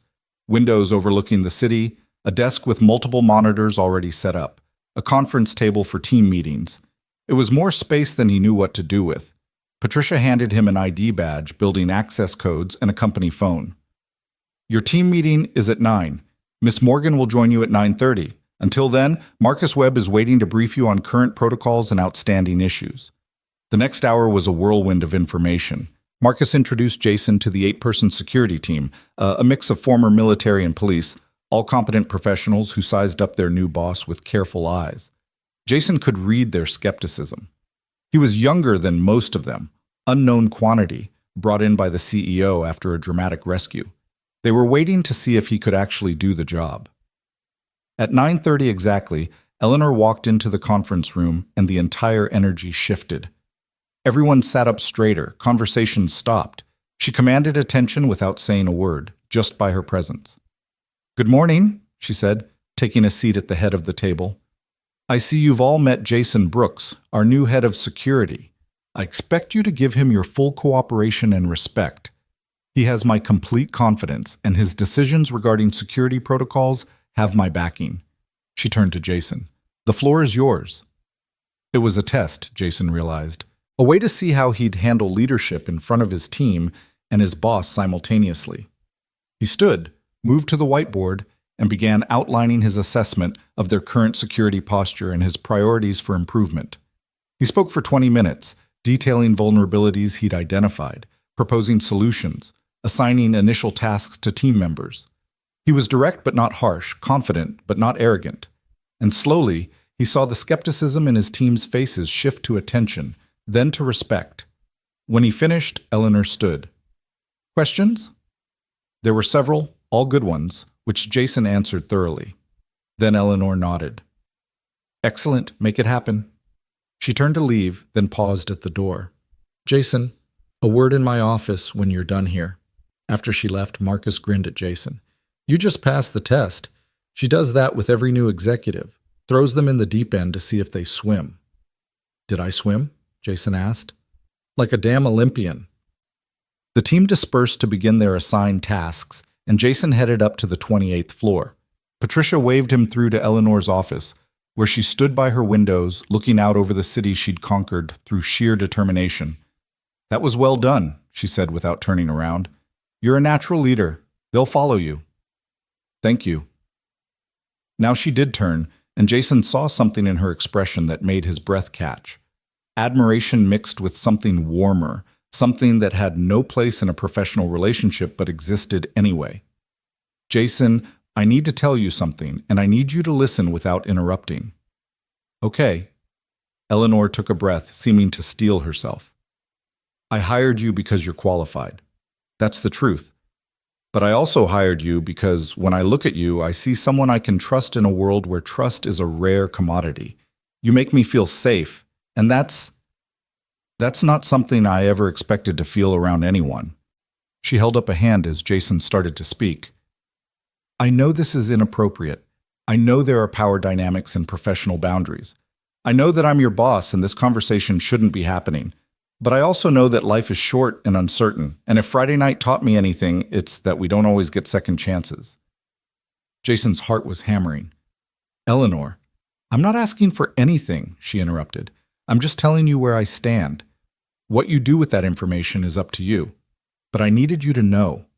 I needed you to understand that this, whatever this is between us, it's real for me. And it started the moment you tackled that man in the street without hesitating, without calculating the cost." The silence stretched between them, heavy with possibility and danger and the weight of choices that would change everything. Jason crossed the space between them in 3 strides and stood close enough that he could see the pulse beating in her throat. "Sarah made me promise I wouldn't stop living after she was gone. For 3 years, I've been keeping that promise in the technical sense, existing, surviving, functioning. But I haven't been living. He reached out and took Eleanor's hand. Until Friday night, when I looked into your eyes and felt something wake up inside me that I thought had died with my wife. So if you're asking where I stand with you. Complicated, inappropriate, professionally questionable, I don't care. I stand with you. Eleanor's eyes filled with tears she didn't bother hiding. This is crazy. Probably, Jason agreed. We should keep it professional, set boundaries, do the smart thing. Probably. But we're not going to, are we? Not a chance, Jason said, and kissed her. The kiss lasted only a moment before Eleanor pulled back, her hand coming up to touch her lips like she couldn't quite believe what had just happened. Jason stood there, his own heart racing, suddenly aware of how completely he'd just obliterated every professional boundary that should have existed between them. We can't, Eleanor whispered, but she hadn't stepped away. Jason, I'm your boss. This is exactly what we said we wouldn't do. I know. His voice was rough. But I'm not sorry. She looked up at him, conflict written clearly across her face. I'm not either. That's the problem. Before either of them could say anything more, Patricia's voice came through the intercom on Eleanor's desk. Ms. Morgan, your 945 is here. The Henderson acquisition team. Reality crashed back in with the force of a cold wave. Eleanor stepped back, smoothing her hair and straightening her suit jacket with practiced efficiency. In seconds, she'd transformed back into CEO Eleanor Morgan, all traces of vulnerability locked away behind professional armor. Send them to conference room A. I'll be right there. She turned to Jason, and her voice was steady, but her eyes were still turbulent. We need to talk about this. Really talk. But not now. Not here. Tonight? Jason asked. Tonight. My place. 7 o'clock. She scribbled an address on a piece of paper and handed it to him. And Jason, we keep this completely separate from work. Whatever happens between us personally, it doesn't affect how we operate professionally. Understood? Understood. Eleanor moved past him toward the door, then paused with her hand on the handle. For what it's worth, I haven't felt this terrified and this alive at the same time in years. Then she was gone, leaving Jason standing in her office trying to process what had just happened. He'd kissed his boss on his first day of work. He'd confessed feelings that could complicate everything, and he'd agreed to go to her home that evening to figure out what the hell they were doing. Michelle was going to kill him. Jason returned to his office and threw himself into work, needing the distraction. He spent the rest of the morning reviewing security footage, identifying patterns in building traffic, and meeting one-on-one with each member of his team to understand their strengths and concerns. By lunch, he'd already drafted a preliminary report on security upgrades that needed immediate attention. Marcus stopped by around 1 with sandwiches from the deli across the street. Figured you'd forget to eat, being first day and all. Thanks, Jason said, genuinely grateful. He hadn't realized how hungry he was until food appeared in front of him. Marcus settled into the chair across from Jason's desk, unwrapping his own sandwich. So, you and Miss Morgan. Jason nearly choked on his first bite. What? Easy, kid. I'm not blind, and I've been doing this work for 30 years. I see how you look at each other, just wanted to give you some friendly advice. Marcus took a bite and chewed thoughtfully. Keep it separate. Work is work, personal is personal. The moment you let them blur together, things get messy. And messy in a building like this can end careers. There's nothing, Jason started, but Marcus held up a hand. I'm not judging. Hell, if I was 30 years younger and she looked at me the way she looks at you, I'd be doing the exact same thing. Just be smart about it. Protect her reputation, protect yours, and most importantly, protect the team. They need to respect you as their boss, not see you as the guy sleeping with the CEO. Jason wanted to argue, to defend himself, but Marcus was right. If this thing with Eleanor was going to happen, and it apparently was, they needed to be incredibly careful about how they handled it. Noted, Jason said. And for the record, nothing's happened. Yet, Marcus said with a knowing smile. But it will. That kind of chemistry doesn't just disappear because it's inconvenient. After Marcus left, Jason tried to focus on work, but his mind kept drifting to 7 o'clock. To Eleanor's apartment, to the conversation they needed to have about what they were doing and why it was probably a terrible idea, but neither of them seemed able to stop it. His phone rang at 3. Michelle. "How's the first day?" she asked without preamble. "Complicated." "Complicated how?" Jason glanced at his office door, making sure it was closed. "I may have kissed Eleanor." The silence on the other end lasted approximately 3 seconds before Michelle exploded. "You what? Jason Christopher Brooks, tell me you did not kiss your boss on your first day of work." "Technically, she kissed me back, so it was mutual." "That's not better. That's worse. That's so much worse." Michelle took a breath, clearly trying to calm herself. Okay, tell me everything, from the beginning." So Jason did, keeping his voice low and his door locked, walking Michelle through the morning meeting, Eleanor's confession in her office, the kiss, and the plan to meet at her apartment that evening. When he finished, Michelle was quiet for a long moment. "You really like her?" "Yeah," Jason admitted. "I really do." "And she likes you?" "Seems that way." "Then here's what you're going to do. Tonight, you're going to have an honest conversation about what you both want and what the boundaries need to be. You're going to be smart about this because I know you, Jason. When you commit to something, you commit completely, but you also have Liam to think about and a career that you finally got back on track. Don't let passion override common sense." "When did you get so wise?" "I've always been this wise. You just never listened before." Michelle's voice softened. "I'm happy for you, big brother. Scared out of my mind, but happy. You deserve this. You deserve to feel alive again.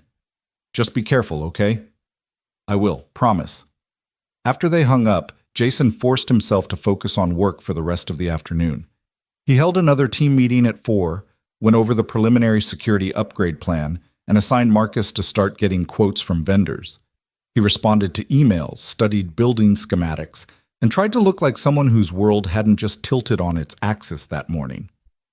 At 6, he headed home to shower, change, and check on Liam. His son was at the kitchen table doing homework when Jason walked in. "How was school?"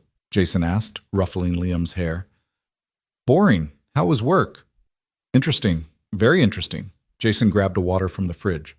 "Listen, I have a work dinner tonight. Aunt Michelle's going to come over and hang out with you." Liam looked up, suspicious. "Another work dinner?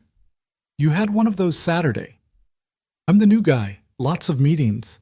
It wasn't exactly a lie, but it felt like one. "Is it with that lady? The one from the hotel?" Jason froze. "How do you know about that?" "I heard you and Aunt Michelle talking. You saved someone from a robber." Liam's eyes were bright with interest. "That's so cool, Dad. You're like a superhero." "I'm not a superhero, buddy. I just did what anyone should do. But most people wouldn't. That's what makes it cool." Liam returned to his homework, then added casually, "Is she pretty?" "Who?" "The lady you saved, the one you're having work dinners with." Jason sat down across from his son, recognizing that this conversation was more important than Liam's innocent tone suggested. "Yeah, she's pretty, but that's not why I'm having dinner with her. She's my boss, and we need to discuss work stuff." "Okay." Liam didn't look convinced. "But if you like her, that would be okay. You know that, right?" Jason felt his throat tighten. "What makes you think I like her?" "Because you smile different when you talk about her, like how you used to smile about Mom, but not exactly the same. It's a new smile." 9 years old and already reading him like a book. Jason reached across the table and took Liam's hand. "Your mom will always be special to me. Nobody could ever replace her." "I know, but she's gone, Dad. And you're still here. You're allowed to be happy." The words were almost exactly what Sarah had said to him in the hospital, during one of her last lucid moments. She'd gripped his hand and told him that he was allowed to be happy again, that she wanted him to be happy, that loving someone new wouldn't diminish what they'd had together. "When did you get so smart?" Jason asked, his voice rough. "I've always been smart. You just never noticed." Liam grinned, and for a moment, Jason saw Sarah in that grin, in the intelligence and compassion that his son carried. Michelle arrived at 6:30, and Jason changed into jeans and a nice shirt, trying to strike a balance between casual and making an effort. As he checked himself in the mirror, he realized his hands were shaking slightly. nervous. He was actually nervous about seeing Eleanor, like he was 17 again going on a first date. The drive to Eleanor's address took him into a neighborhood he'd expected. Upscale, historic, the kind of place where old money had built mansions a century ago and new money renovated them into modern showcases. Her building was a converted brownstone divided into luxury condos, the kind of place where the doorman wore a uniform and actually opened doors. Jason Brooks for Eleanor Morgan, he told the doorman, who checked his tablet and nodded. Ms. Morgan is expecting you, penthouse level. Of course it was the penthouse. Jason rode the elevator up, his heart rate increasing with each floor. When the doors opened, Eleanor was standing in her doorway wearing jeans and a soft sweater, her hair loose, her feet bare.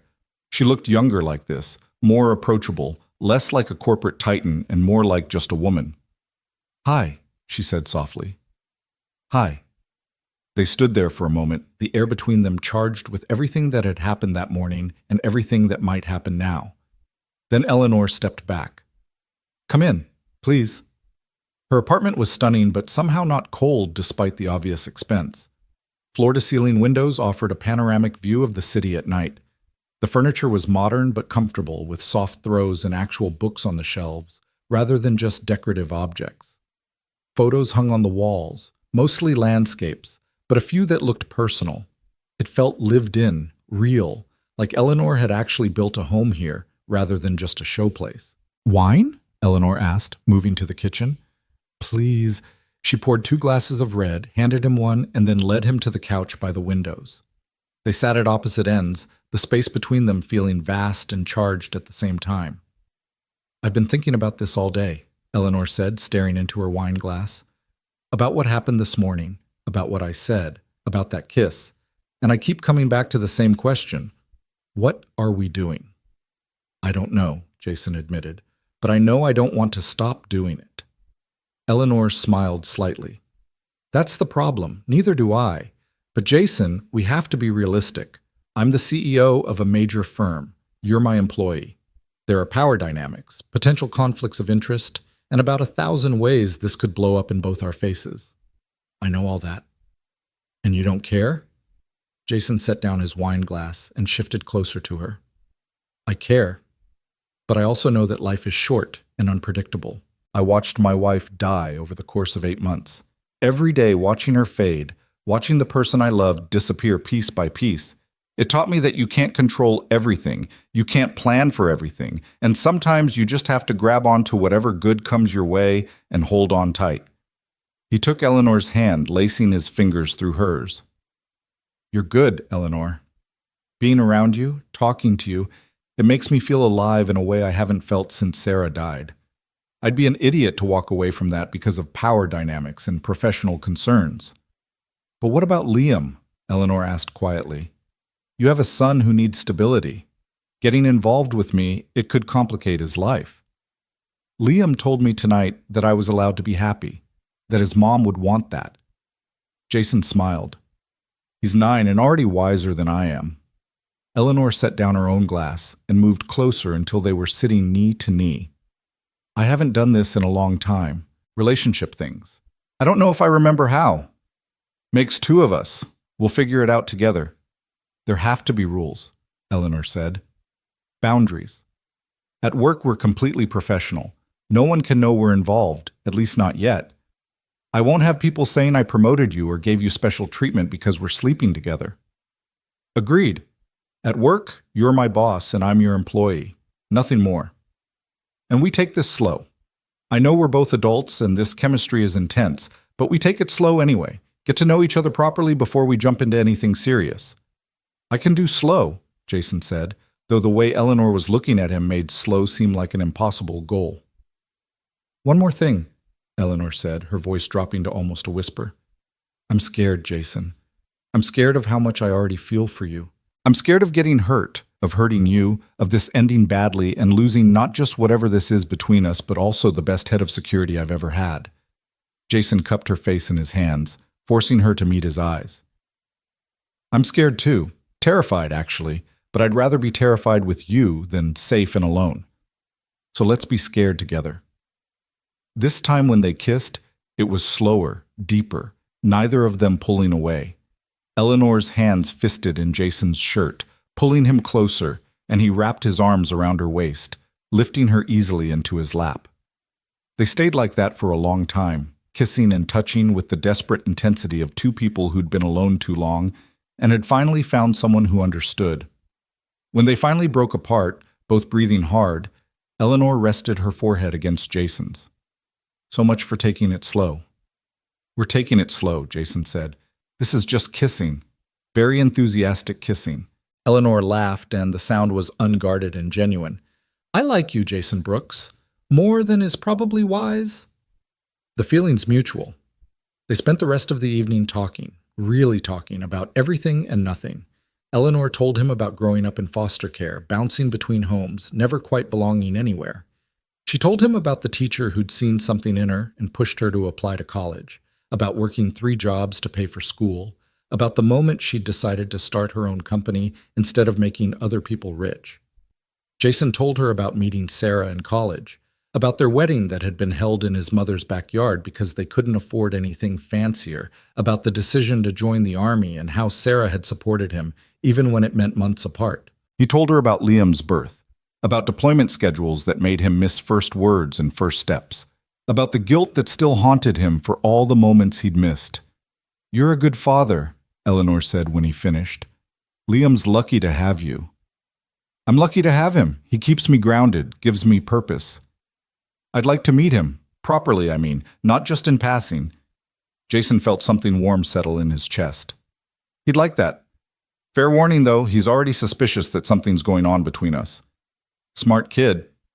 Too smart sometimes. It was past 11 when Jason finally stood to leave. Eleanor walked him to the door, and they stood there like teenagers reluctant to end a first date. "Tomorrow at work," Eleanor said. "We pretend this didn't happen. Complete professionals. I'm serious, Jason. If we're going to do this, we have to be flawless at work.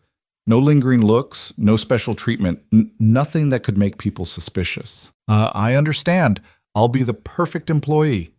"You better be, because I'm going to be a demanding boss." Eleanor smiled, took his face in her hands, and kissed him one more time. "Now, go home before I convince myself that this is all a terrible idea."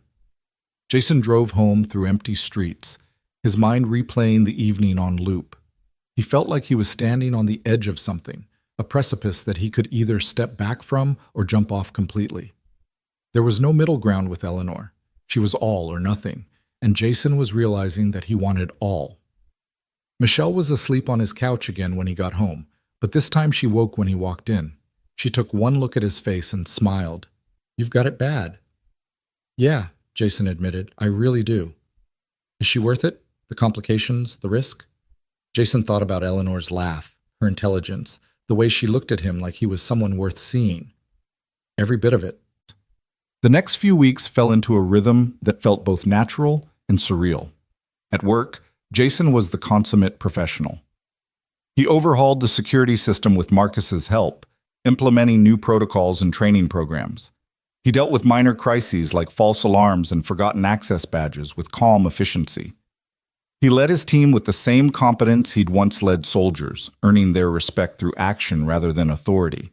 And he never, not once, gave any indication that he was involved with Eleanor Morgan. At work, they were boss and employee. Eleanor was demanding, pushing Jason to deliver better results faster, challenging his recommendations, never cutting him slack. In meetings, she was all business. In the hallways, she barely acknowledged him beyond professional courtesies. To anyone watching, they were exactly what they appeared to be: CEO and security chief, nothing more. But 3 nights a week, sometimes 4, Jason went to Eleanor's apartment after Liam was in bed. They'd talk for hours, learning each other's histories and quirks and dreams. Sometimes they'd cook dinner together, Eleanor proving surprisingly competent in the kitchen despite admitting she usually just ordered takeout. Sometimes they'd watch movies, curled up on her couch like normal people instead of a CEO and former soldier navigating an impossible relationship. And slowly, carefully, they built something real. A month into his new job, Jason brought Liam to meet Eleanor officially. They went to an arcade, of all places, Eleanor's idea because she'd never been to one as a kid and wanted to see what she'd missed. Jason watched his son and the woman he was falling for compete on racing games and air hockey, both of them trash-talking with the kind of ease that suggested they'd known each other for years instead of hours. "She's cool," Liam declared on the drive home, his arms full of prizes Eleanor had won for him. "You should definitely keep her." "I'm working on it, buddy." "Good. She makes you smile the new smile all the time now." But the happiness couldn't last untested. 6 weeks into Jason's tenure at Morgan Holdings, reality came crashing back in the form of the man in the ski mask. It was a Tuesday afternoon, normal in every way, until Jason's phone rang with an internal extension he didn't recognize. He answered automatically. "Jason Brooks, security." Heavy breathing on the other end, then a distorted voice, electronic and menacing. "Tell Ms. Morgan she can't hide behind bodyguards forever. What she took from me, I'll take from her. And everyone she cares about." The line went dead. Jason was on his feet instantly, his military training kicking in. He called Marcus. "Lock down the building, now. Nobody in or out without clearance." "What's happening?" "Credible threat against Ms. Morgan. I'm going to her office. Get me footage from every exterior camera for the last 10 minutes." Jason took the stairs 2 at a time up to the 28th floor, his heart hammering not with fear but with cold, focused determination. Patricia stood when she saw him coming. "Where is she?" Jason asked. "Conference room B, finishing a meeting with—" Jason was already moving. He opened the conference room door without knocking, interrupting Eleanor mid-sentence. 6 executives stared at him in shock, but Jason only had eyes for Eleanor. "We need to talk, now, privately." Eleanor's eyes narrowed at the interruption, but she must have seen something in his face because she stood immediately. "Gentlemen, we'll continue this in 30 minutes. She followed Jason to her office, and the moment the door closed, her professional mask dropped.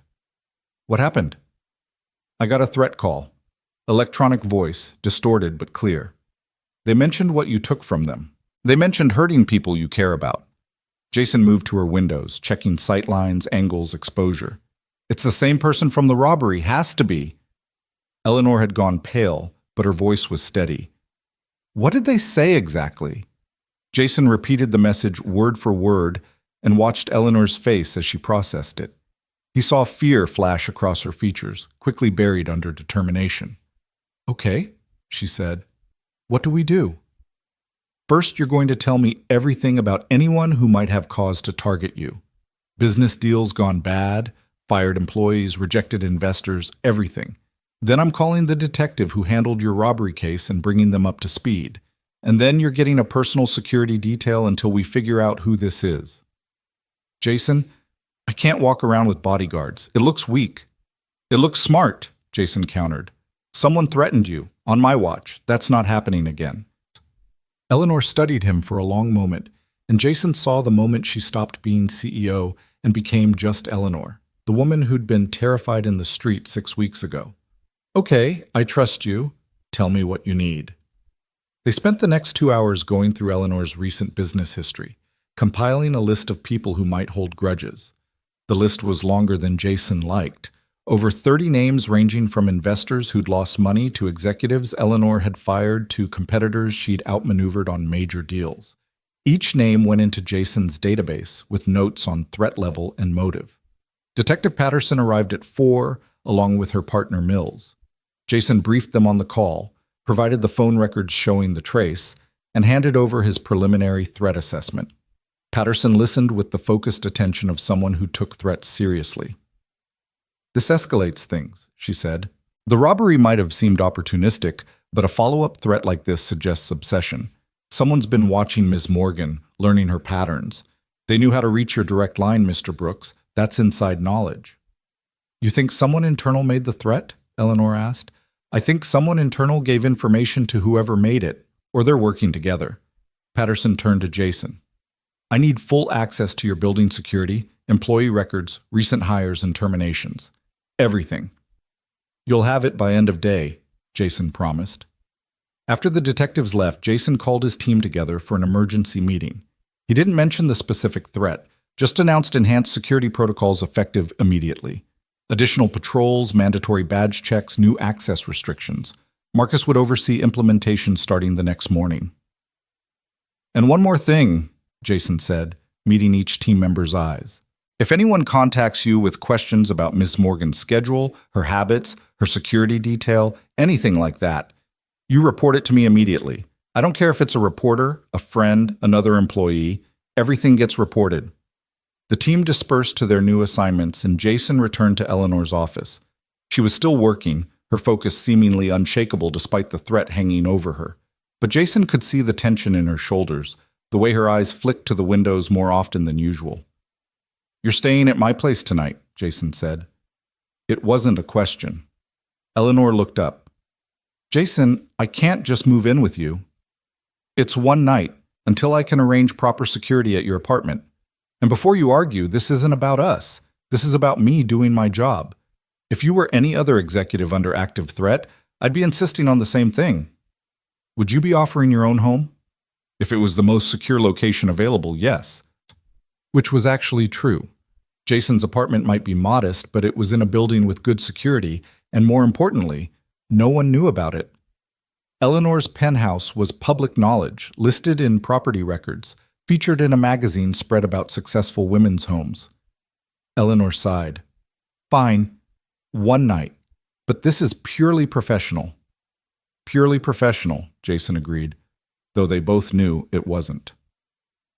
They left the building together after most employees had gone home, Jason hyper-aware of their surroundings in a way he hadn't been since his military days. Every person on the street was a potential threat, every car a possible tail. He'd slipped back into combat mindset without even trying, and part of him was grateful for the clarity it brought. At his apartment, Eleanor met Michelle, who'd arrived early to watch Liam and stayed when Jason texted about the situation. His sister took one look at Eleanor's face and immediately switched into nurturing mode. "You're safe here," Michelle said firmly. "Jason might drive me crazy sometimes, but he's the best at what he does. Nobody's getting to you." Liam appeared from his room, stopping short when he saw Eleanor. "Are you staying for dinner?" "Looks like it," Eleanor said, managing a smile. "If that's okay with you." "Totally okay. Can you help me with my math homework after?" "Dad's terrible at fractions." "I am not terrible at fractions," Jason protested. "You are, though," Michelle said. "Remember when you tried to help him with that baking recipe and used wrong measurements?" Eleanor laughed, and some of the tension eased from her shoulders. They ordered pizza, and while they ate, Eleanor helped Liam with homework while Jason and Michelle talked quietly in the kitchen. "Someone threatened her?" Michelle asked, keeping her voice low. "Yeah, and it's serious, Mash. This person knows too much about our building, about our schedule. It's not random. You'll figure it out. You always do." Michelle squeezed his arm. "But Jason, be careful. You're in love with her. That makes you vulnerable." Jason started to deny it, then stopped. Was he in love with Eleanor? He thought about the way his heart jumped when he saw her, the way he couldn't imagine his days without her in them, the fierce protectiveness that had roared to life the moment he'd heard that threatening voice on the phone. "Yeah," he admitted quietly. "I think I am." "Does she know?" "We haven't said it. Maybe you should. Life's short and all that." After Michelle left and Liam was in bed, Jason set Eleanor up in his room despite her protest that she'd take the couch. He gave her spare clothes to sleep in, showed her where everything was, and tried to ignore how right it felt having her in his space. "Thank you," Eleanor said, standing in his bedroom doorway looking small and tired. "For today, for tonight, for everything." "It's my job." "No, it's more than that. You protect everyone, but with me it's different. I can feel it." Jason crossed to her, unable to stay away. "Because it is different. Because you're not just someone I work for, Eleanor. You're—" "I'm what?" "Everything," he said simply. "You're everything." Eleanor's eyes filled with tears. "I'm scared, Jason. I've built this life through sheer force of will, convinced myself I didn't need anyone, that being alone was safer. And then you tackled a man in the street for me, and suddenly I'm not alone anymore. Suddenly I have something to lose. You're not going to lose me, and I'm not going to let anything happen to you. You can't promise that. Watch me." They stood there in his doorway, holding each other while the city hummed outside, and Liam slept peacefully down the hall. Two people who'd been broken in different ways, finding wholeness in each other. Two people who'd built walls to keep the world out, slowly dismantling them brick by brick. "I love you," Eleanor whispered into his shoulder. "I didn't mean to. I tried not to. But I do." Jason pulled back just enough to see her face. "I love you too. Have for weeks, probably. Just didn't know how to say it." They kissed then, soft and slow, a promise more than passion. A commitment to whatever came next, threats and complications and impossible odds included. Later, after Eleanor had fallen asleep in his bed and Jason had taken the couch, he lay awake staring at the ceiling and thinking about the threat. Someone out there wanted to hurt Eleanor, wanted to take from her what she'd apparently taken from them, and Jason was going to find them before they got the chance. He pulled out his phone and started making notes, connections, possibilities. The voice had been electronically distorted, which meant premeditation. They'd called his direct line, which meant inside knowledge of the company directory. They'd mentioned what Eleanor had taken, which suggested financial motive. Lost money, lost opportunity, lost something valuable. Jason thought back through the list they'd compiled that afternoon. 30 names, but some stood out more than others. Derek Hansen, a former VP Eleanor had fired for cause after discovering he'd been skimming funds. Linda Martinez, an investor who'd lost big when Eleanor pulled out of a deal that later collapsed. Thomas Wright, a competitor who'd bid against Eleanor for a major acquisition and lost. One of them, or someone connected to them, was behind this. Jason was sure of it, and he was going to prove it. His phone buzzed with a text from Marcus. "Building footage shows unmarked van parked across the street for 47 minutes this afternoon. Left right after the threat call came in." "Running plates now," Jason responded immediately. "Send me everything. Photos, timestamps, all of it." This was the break they needed. Whoever had made that call had been watching the building, waiting for the right moment. They'd made a mistake, stayed too long, gotten caught on camera. And mistakes were what brought people down. Jason worked through the night, cross-referencing footage with the threat assessment list, building a profile of their suspect. By the time dawn broke through his windows, he had a theory, and by the time Eleanor emerged from his bedroom wearing his old army t-shirt and looking rumpled and beautiful, he had a plan. "Morning," she said, moving to where he sat surrounded by papers and laptop screens. "Did you sleep at all?" "I'll sleep when we catch this guy." Jason pulled her down into his lap, needing to touch her, to reassure himself she was safe. "I think I know who it is, or at least who hired someone to make the threat." Eleanor stiffened. "Who?" "Thomas Wright. He's the only one on our list with both motive and means. You beat him on the Henderson acquisition last month, cost him probably $50 million in projected revenue. His company's been struggling since. And get this, he has a brother who did time for stalking and harassment. You think the brother made the call? I think Wright hired someone to scare you, maybe try to leverage information or force you to back out of upcoming deals. The robbery was probably the first attempt. Grab your phone or tablet, get access to confidential information. When that failed because I intervened, they escalated to direct threats." Eleanor processed this, her CEO brain clearly working through implications. "Can you prove it?" "Working on it. Marcus is tracing the van, Patterson's pulling Wright's financials, and I'm going to dig into his brother's known associates. If I'm right, we'll have evidence within 48 hours. And if you're wrong, then we keep looking. But Eleanor, I'm not wrong. Everything points to Wright." She turned in his lap to face him directly. "This is what you were in the army, isn't it? This focused, this determined. You were a good soldier." "I was a good officer," Jason corrected. "There's a difference. Soldiers follow orders. Officers make decisions that save lives or cost them. I got very good at making the right decisions." "I'm glad you're on my side." "Always," Jason promised, "for as long as you'll have me." Liam's alarm went off then, signaling the start of a normal day in a life that had become anything but normal. Eleanor went to shower while Jason made breakfast, and for a few minutes they played at being a regular family. 3 people starting their morning together, connected by something more powerful than convenience or circumstance. By the time they left for work, Jason in his car and Eleanor in the rideshare he'd insisted on checking thoroughly, the investigation was already in motion. And Jason Brooks was doing what he did best, protecting the people he loved from threats they couldn't see coming. The hunt was on. And this time, Jason wasn't going to let anyone escape. The unmarked van belonged to a rental company that specialized in commercial vehicles, the kind of anonymous transportation that businesses used for everything from catering deliveries to surveillance operations. Marcus had tracked it down within 6 hours of Jason's request, pulling strings with contacts at the DMV and calling in favors from his years on the force. The renter had used a fake ID and paid cash, which told Jason everything he needed to know about their level of sophistication. "Professionals," Marcus said, spreading photographs across Jason's desk Wednesday morning. "Or at least professional enough to cover basic tracks. But they made mistakes. Left the van parked too long in one spot, didn't account for our traffic cameras, probably assumed we weren't monitoring external threats that closely." Jason studied the photos with the intensity he'd once reserved for enemy positions and hostile territory assessments. The van itself was nondescript, white with no markings, tinted windows that prevented any view of the interior.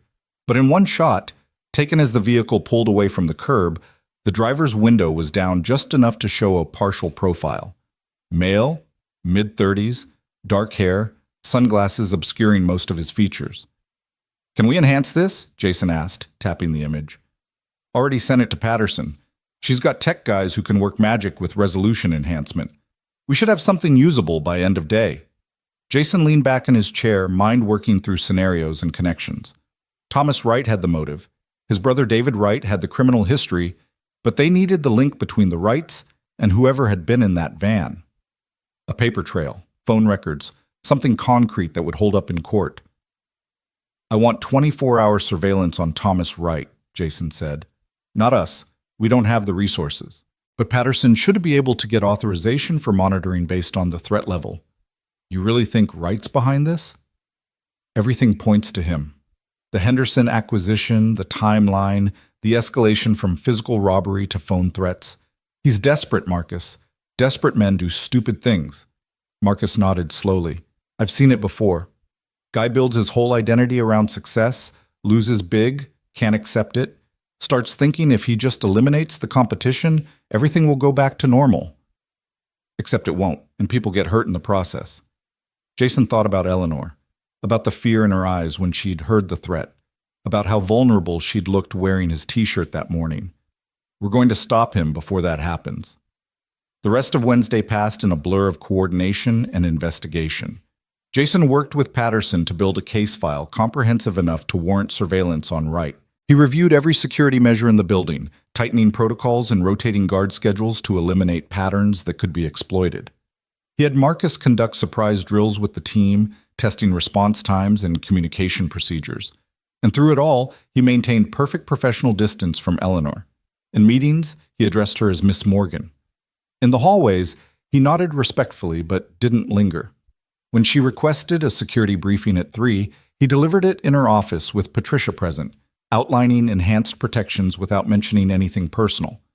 But when their eyes met across her desk, Jason saw the trust there, the certainty that he would keep her safe no matter what it cost him. That trust was both a gift and a burden, and he wore it like armor.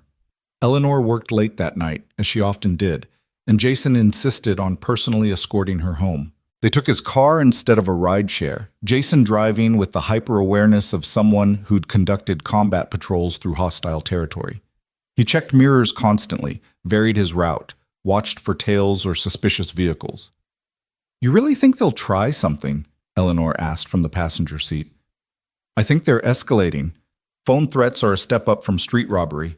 The question is what comes next." Jason glanced at her, seeing the exhaustion in her profile. "When's the last time you slept properly?" "Define properly." "More than 4 hours." Eleanor was quiet for a moment. "Monday night, at your place." "That's what I thought." Jason made a decision. "You're staying with me again tonight. And before you argue, this isn't negotiable. You need rest, and you won't get it at your place worrying about security." "Jason, I can't keep imposing." "It's not imposing. Liam loves having you around. Michelle thinks you're good for me. And frankly, I sleep better knowing exactly where you are and that you're safe." Eleanor reached across the console and took his hand. "Have I mentioned lately that I'm in love with you?" "Not since this morning. I was starting to worry." She laughed, the sound releasing some of the tension that had been building all day. You're ridiculous. You love it. I really do. They stopped by Eleanor's apartment just long enough for her to pack a bag with work clothes and essentials. Jason checked every room before letting her enter, his hand never far from the weapon he'd started carrying again after the threat. The penthouse was empty, undisturbed, but Jason still felt uneasy about how exposed it was. Too many windows, too many access points, too many ways for someone determined to cause harm. At his apartment, Liam was thrilled to see Eleanor again. He'd apparently been working on a surprise, which turned out to be an elaborate blanket fort constructed in the living room using every pillow and sheet in the apartment. "It's a security fortress," Liam explained with the absolute seriousness of a 9-year-old military strategist. "See, you can't get in from any side without being detected, and there's an escape tunnel in the back." Eleanor crouched down to examine the fort with equal seriousness. "This is exceptional work. Did you account for aerial assault?" Liam's eyes widened. "I didn't think of that. Critical oversight, but easily fixed with strategic placement of umbrella defenses." Jason watched them work together to fortify the blanket fort, his heart doing something complicated in his chest. Eleanor wasn't just tolerating his son or pretending to be interested. She was genuinely engaged, meeting Liam at his level, taking his concerns seriously. And Liam was responding with the kind of open affection he usually reserved for Michelle.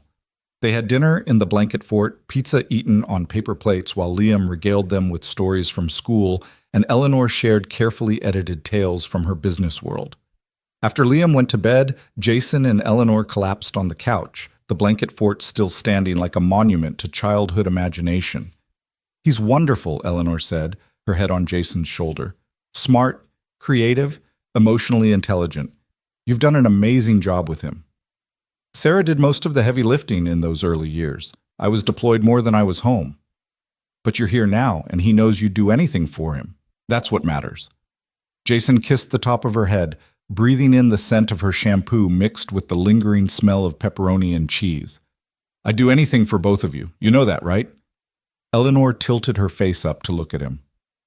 "I'm starting to believe it. That's terrifying and wonderful at the same time." They talked late into the night, voices low so as not to wake Liam. Eleanor told Jason about a major deal she was closing next week, one that would cement Morgan Holdings' position as a top-tier investment firm. Jason told her about his plans for the security overhaul, the ways he wanted to modernize their approach, and build a team that could handle anything. "You're different here," Eleanor observed. "Less guarded. I see more of the real you. This is my space, the one place I don't have to be Captain Brooks or head of security Jason. I can just be me. I like this version of you, though I have to admit watching you work in full protective mode is incredibly attractive." Jason raised an eyebrow. "Is that so?" "Extremely so. The way you take command of situations, the absolute confidence, the competence. It's very—" She paused, searching for the right word. "Hot," Jason supplied with a grin. "I was going to say compelling, but hot works too." They kissed then, slow and deep, the kind of kiss that led to hands wandering and breath quickening.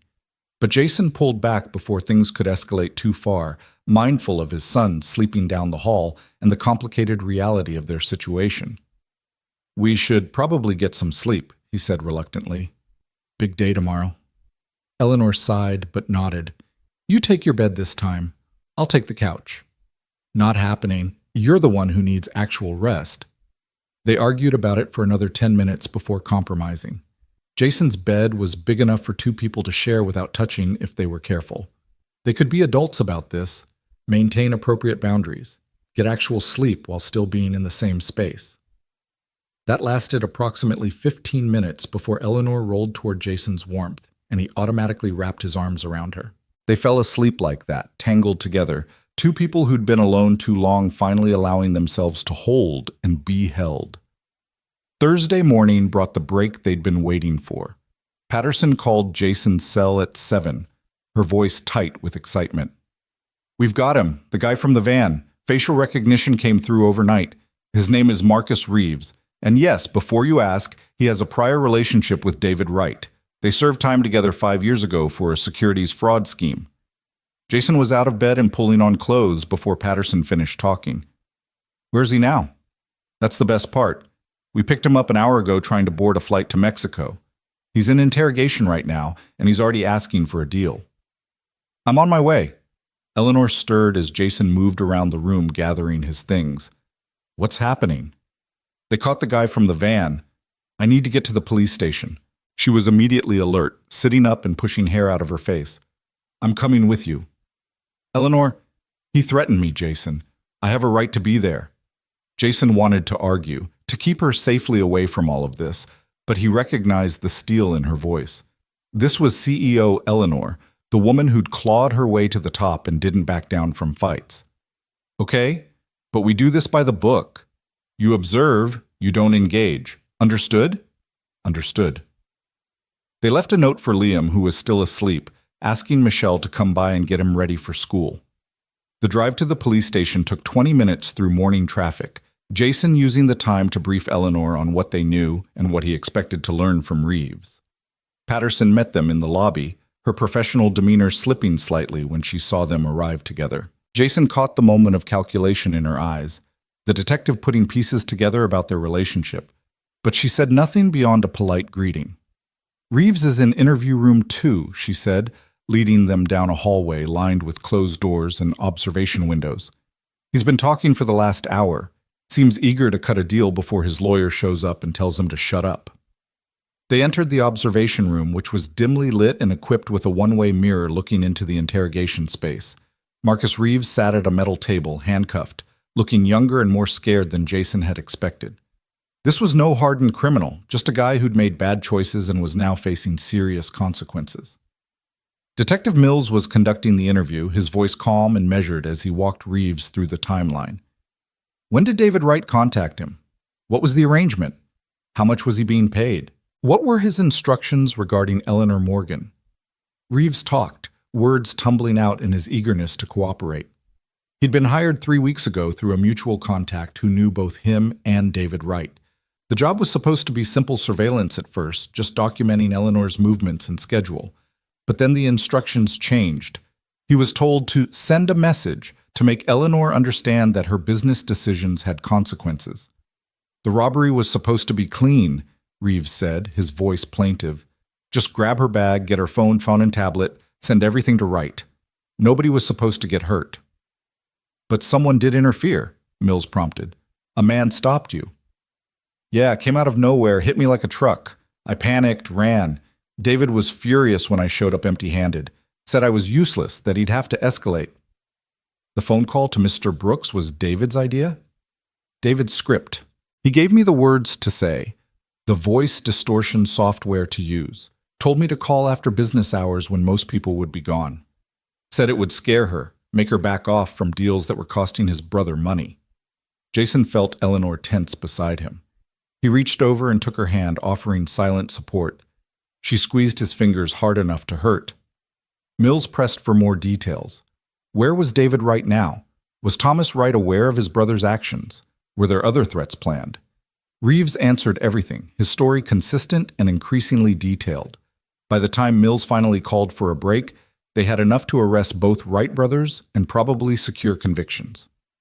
Patterson joined them in the observation room, satisfaction clear on her face. We've got patrol units heading to both Wright's addresses now. This should wrap up clean. Will Reeves testify?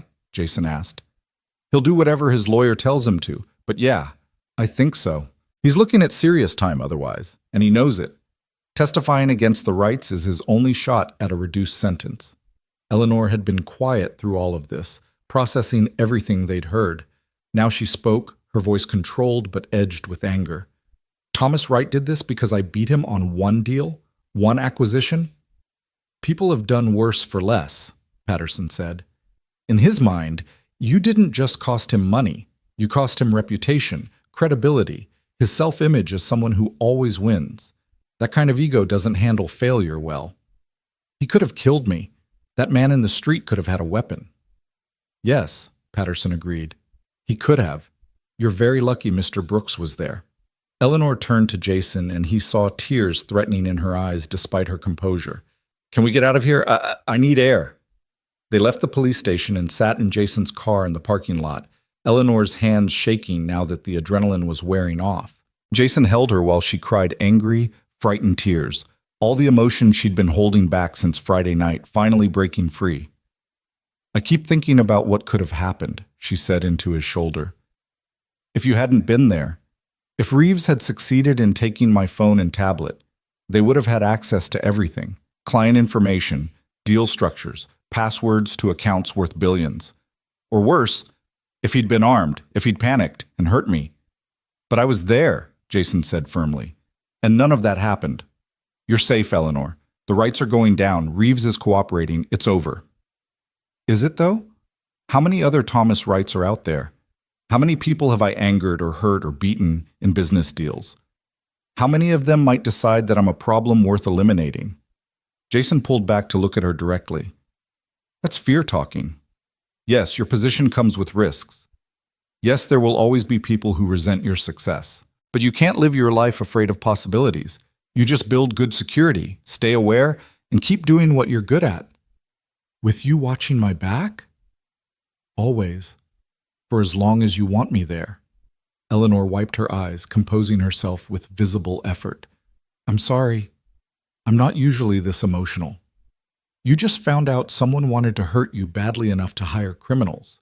You're allowed to be emotional." They sat in silence for a few minutes, Jason just holding Eleanor while she steadied herself. Then her phone rang, Patricia's name on the screen. Eleanor answered on speaker. "Ms. Morgan, I'm sorry to bother you, but the Henderson team is here for the closing meeting. They're asking when you'll arrive." Eleanor checked her watch and swore softly. "I completely forgot. Tell them I'll be there in 30 minutes. After she hung up, Jason started the car. "I'll drive you." "Jason, you don't have to— Yes, I do. This is my job, remember? Head of security, head of making sure you get where you need to go safely." Eleanor smiled, some of her natural confidence returning. "Then drive, Mr. Brooks, and maybe exceed a few speed limits. I have an empire to run." The closing meeting took 4 hours. Eleanor negotiating terms and signing documents while Jason waited outside the conference room with Marcus, who'd come along as additional security. The deal they were finalizing was the Henderson acquisition, the same one that had triggered Thomas Wright's descent into criminal behavior. By the end of the meeting, Morgan Holdings had officially added a portfolio of healthcare investments worth over $200 million to their assets.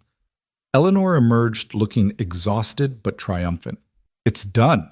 We're officially the largest healthcare investment firm on the East Coast." "Congratulations," Jason said. "Now can we please get you home so you can rest?" "I should go back to the office. There's still work." "Eleanor." Jason stepped closer, lowering his voice so only she could hear. "You've been operating on fumes for days. You closed a massive deal while processing trauma from a death threat. You're allowed to go home and rest." She studied his face, then sighed. "Fine, but only because you're very persuasive when you use that voice." "What voice?" "The one that makes me want to do whatever you say." Marcus coughed to cover a laugh, and Jason shot him a look. His second-in-command was definitely going to give him grief about this later. They drove to Jason's apartment instead of Eleanor's, stopping to pick up Liam from school on the way. Michelle had texted that morning saying she'd handle the pickup if needed, but Jason wanted to be there for his son after the chaos of the day. Liam came running when he saw the car, backpack bouncing, his face lighting up when he realized Eleanor was in the passenger seat. "Are you staying for dinner again?" he asked hopefully. "If your dad will have me," Eleanor said. "He definitely will. He makes this face when you're around." "What face?" Jason asked, pulling away from the school. "Like you're happy but also nervous. It's weird, but good weird." Eleanor laughed, genuine and unguarded, and Jason felt something settle in his chest. This was right. The three of them together, building something that looked suspiciously like a family.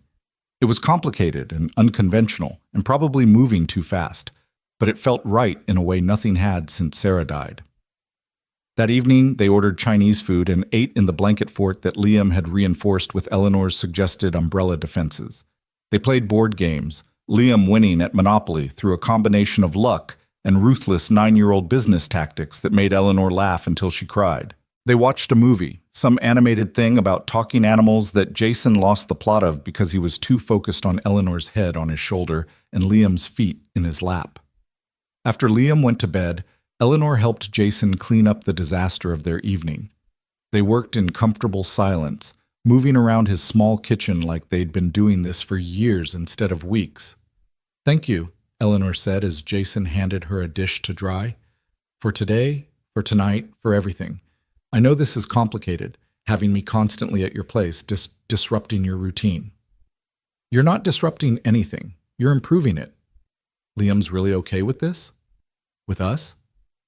Jason thought about his son's easy acceptance, his obvious affection for Eleanor, the way he'd started referring to her as Eleanor instead of Ms. Morgan, like she was already part of their lives. "He told me last week that I was allowed to be happy, that his mom would want that. He's 9 years old and already more emotionally mature than most adults I know. He gets that from you. He gets it from Sarah. She was the emotional center of our family. I'm just trying to live up to her example." Eleanor set down the dish towel and turned to face Jason. "Can I ask you something? And I need you to be completely honest. Always. Am I a replacement for Sarah in your mind? Someone to fill the gap she left?" Jason took Eleanor's face in his hands, making sure she could see the truth in his eyes. "No, you're not a replacement for anyone.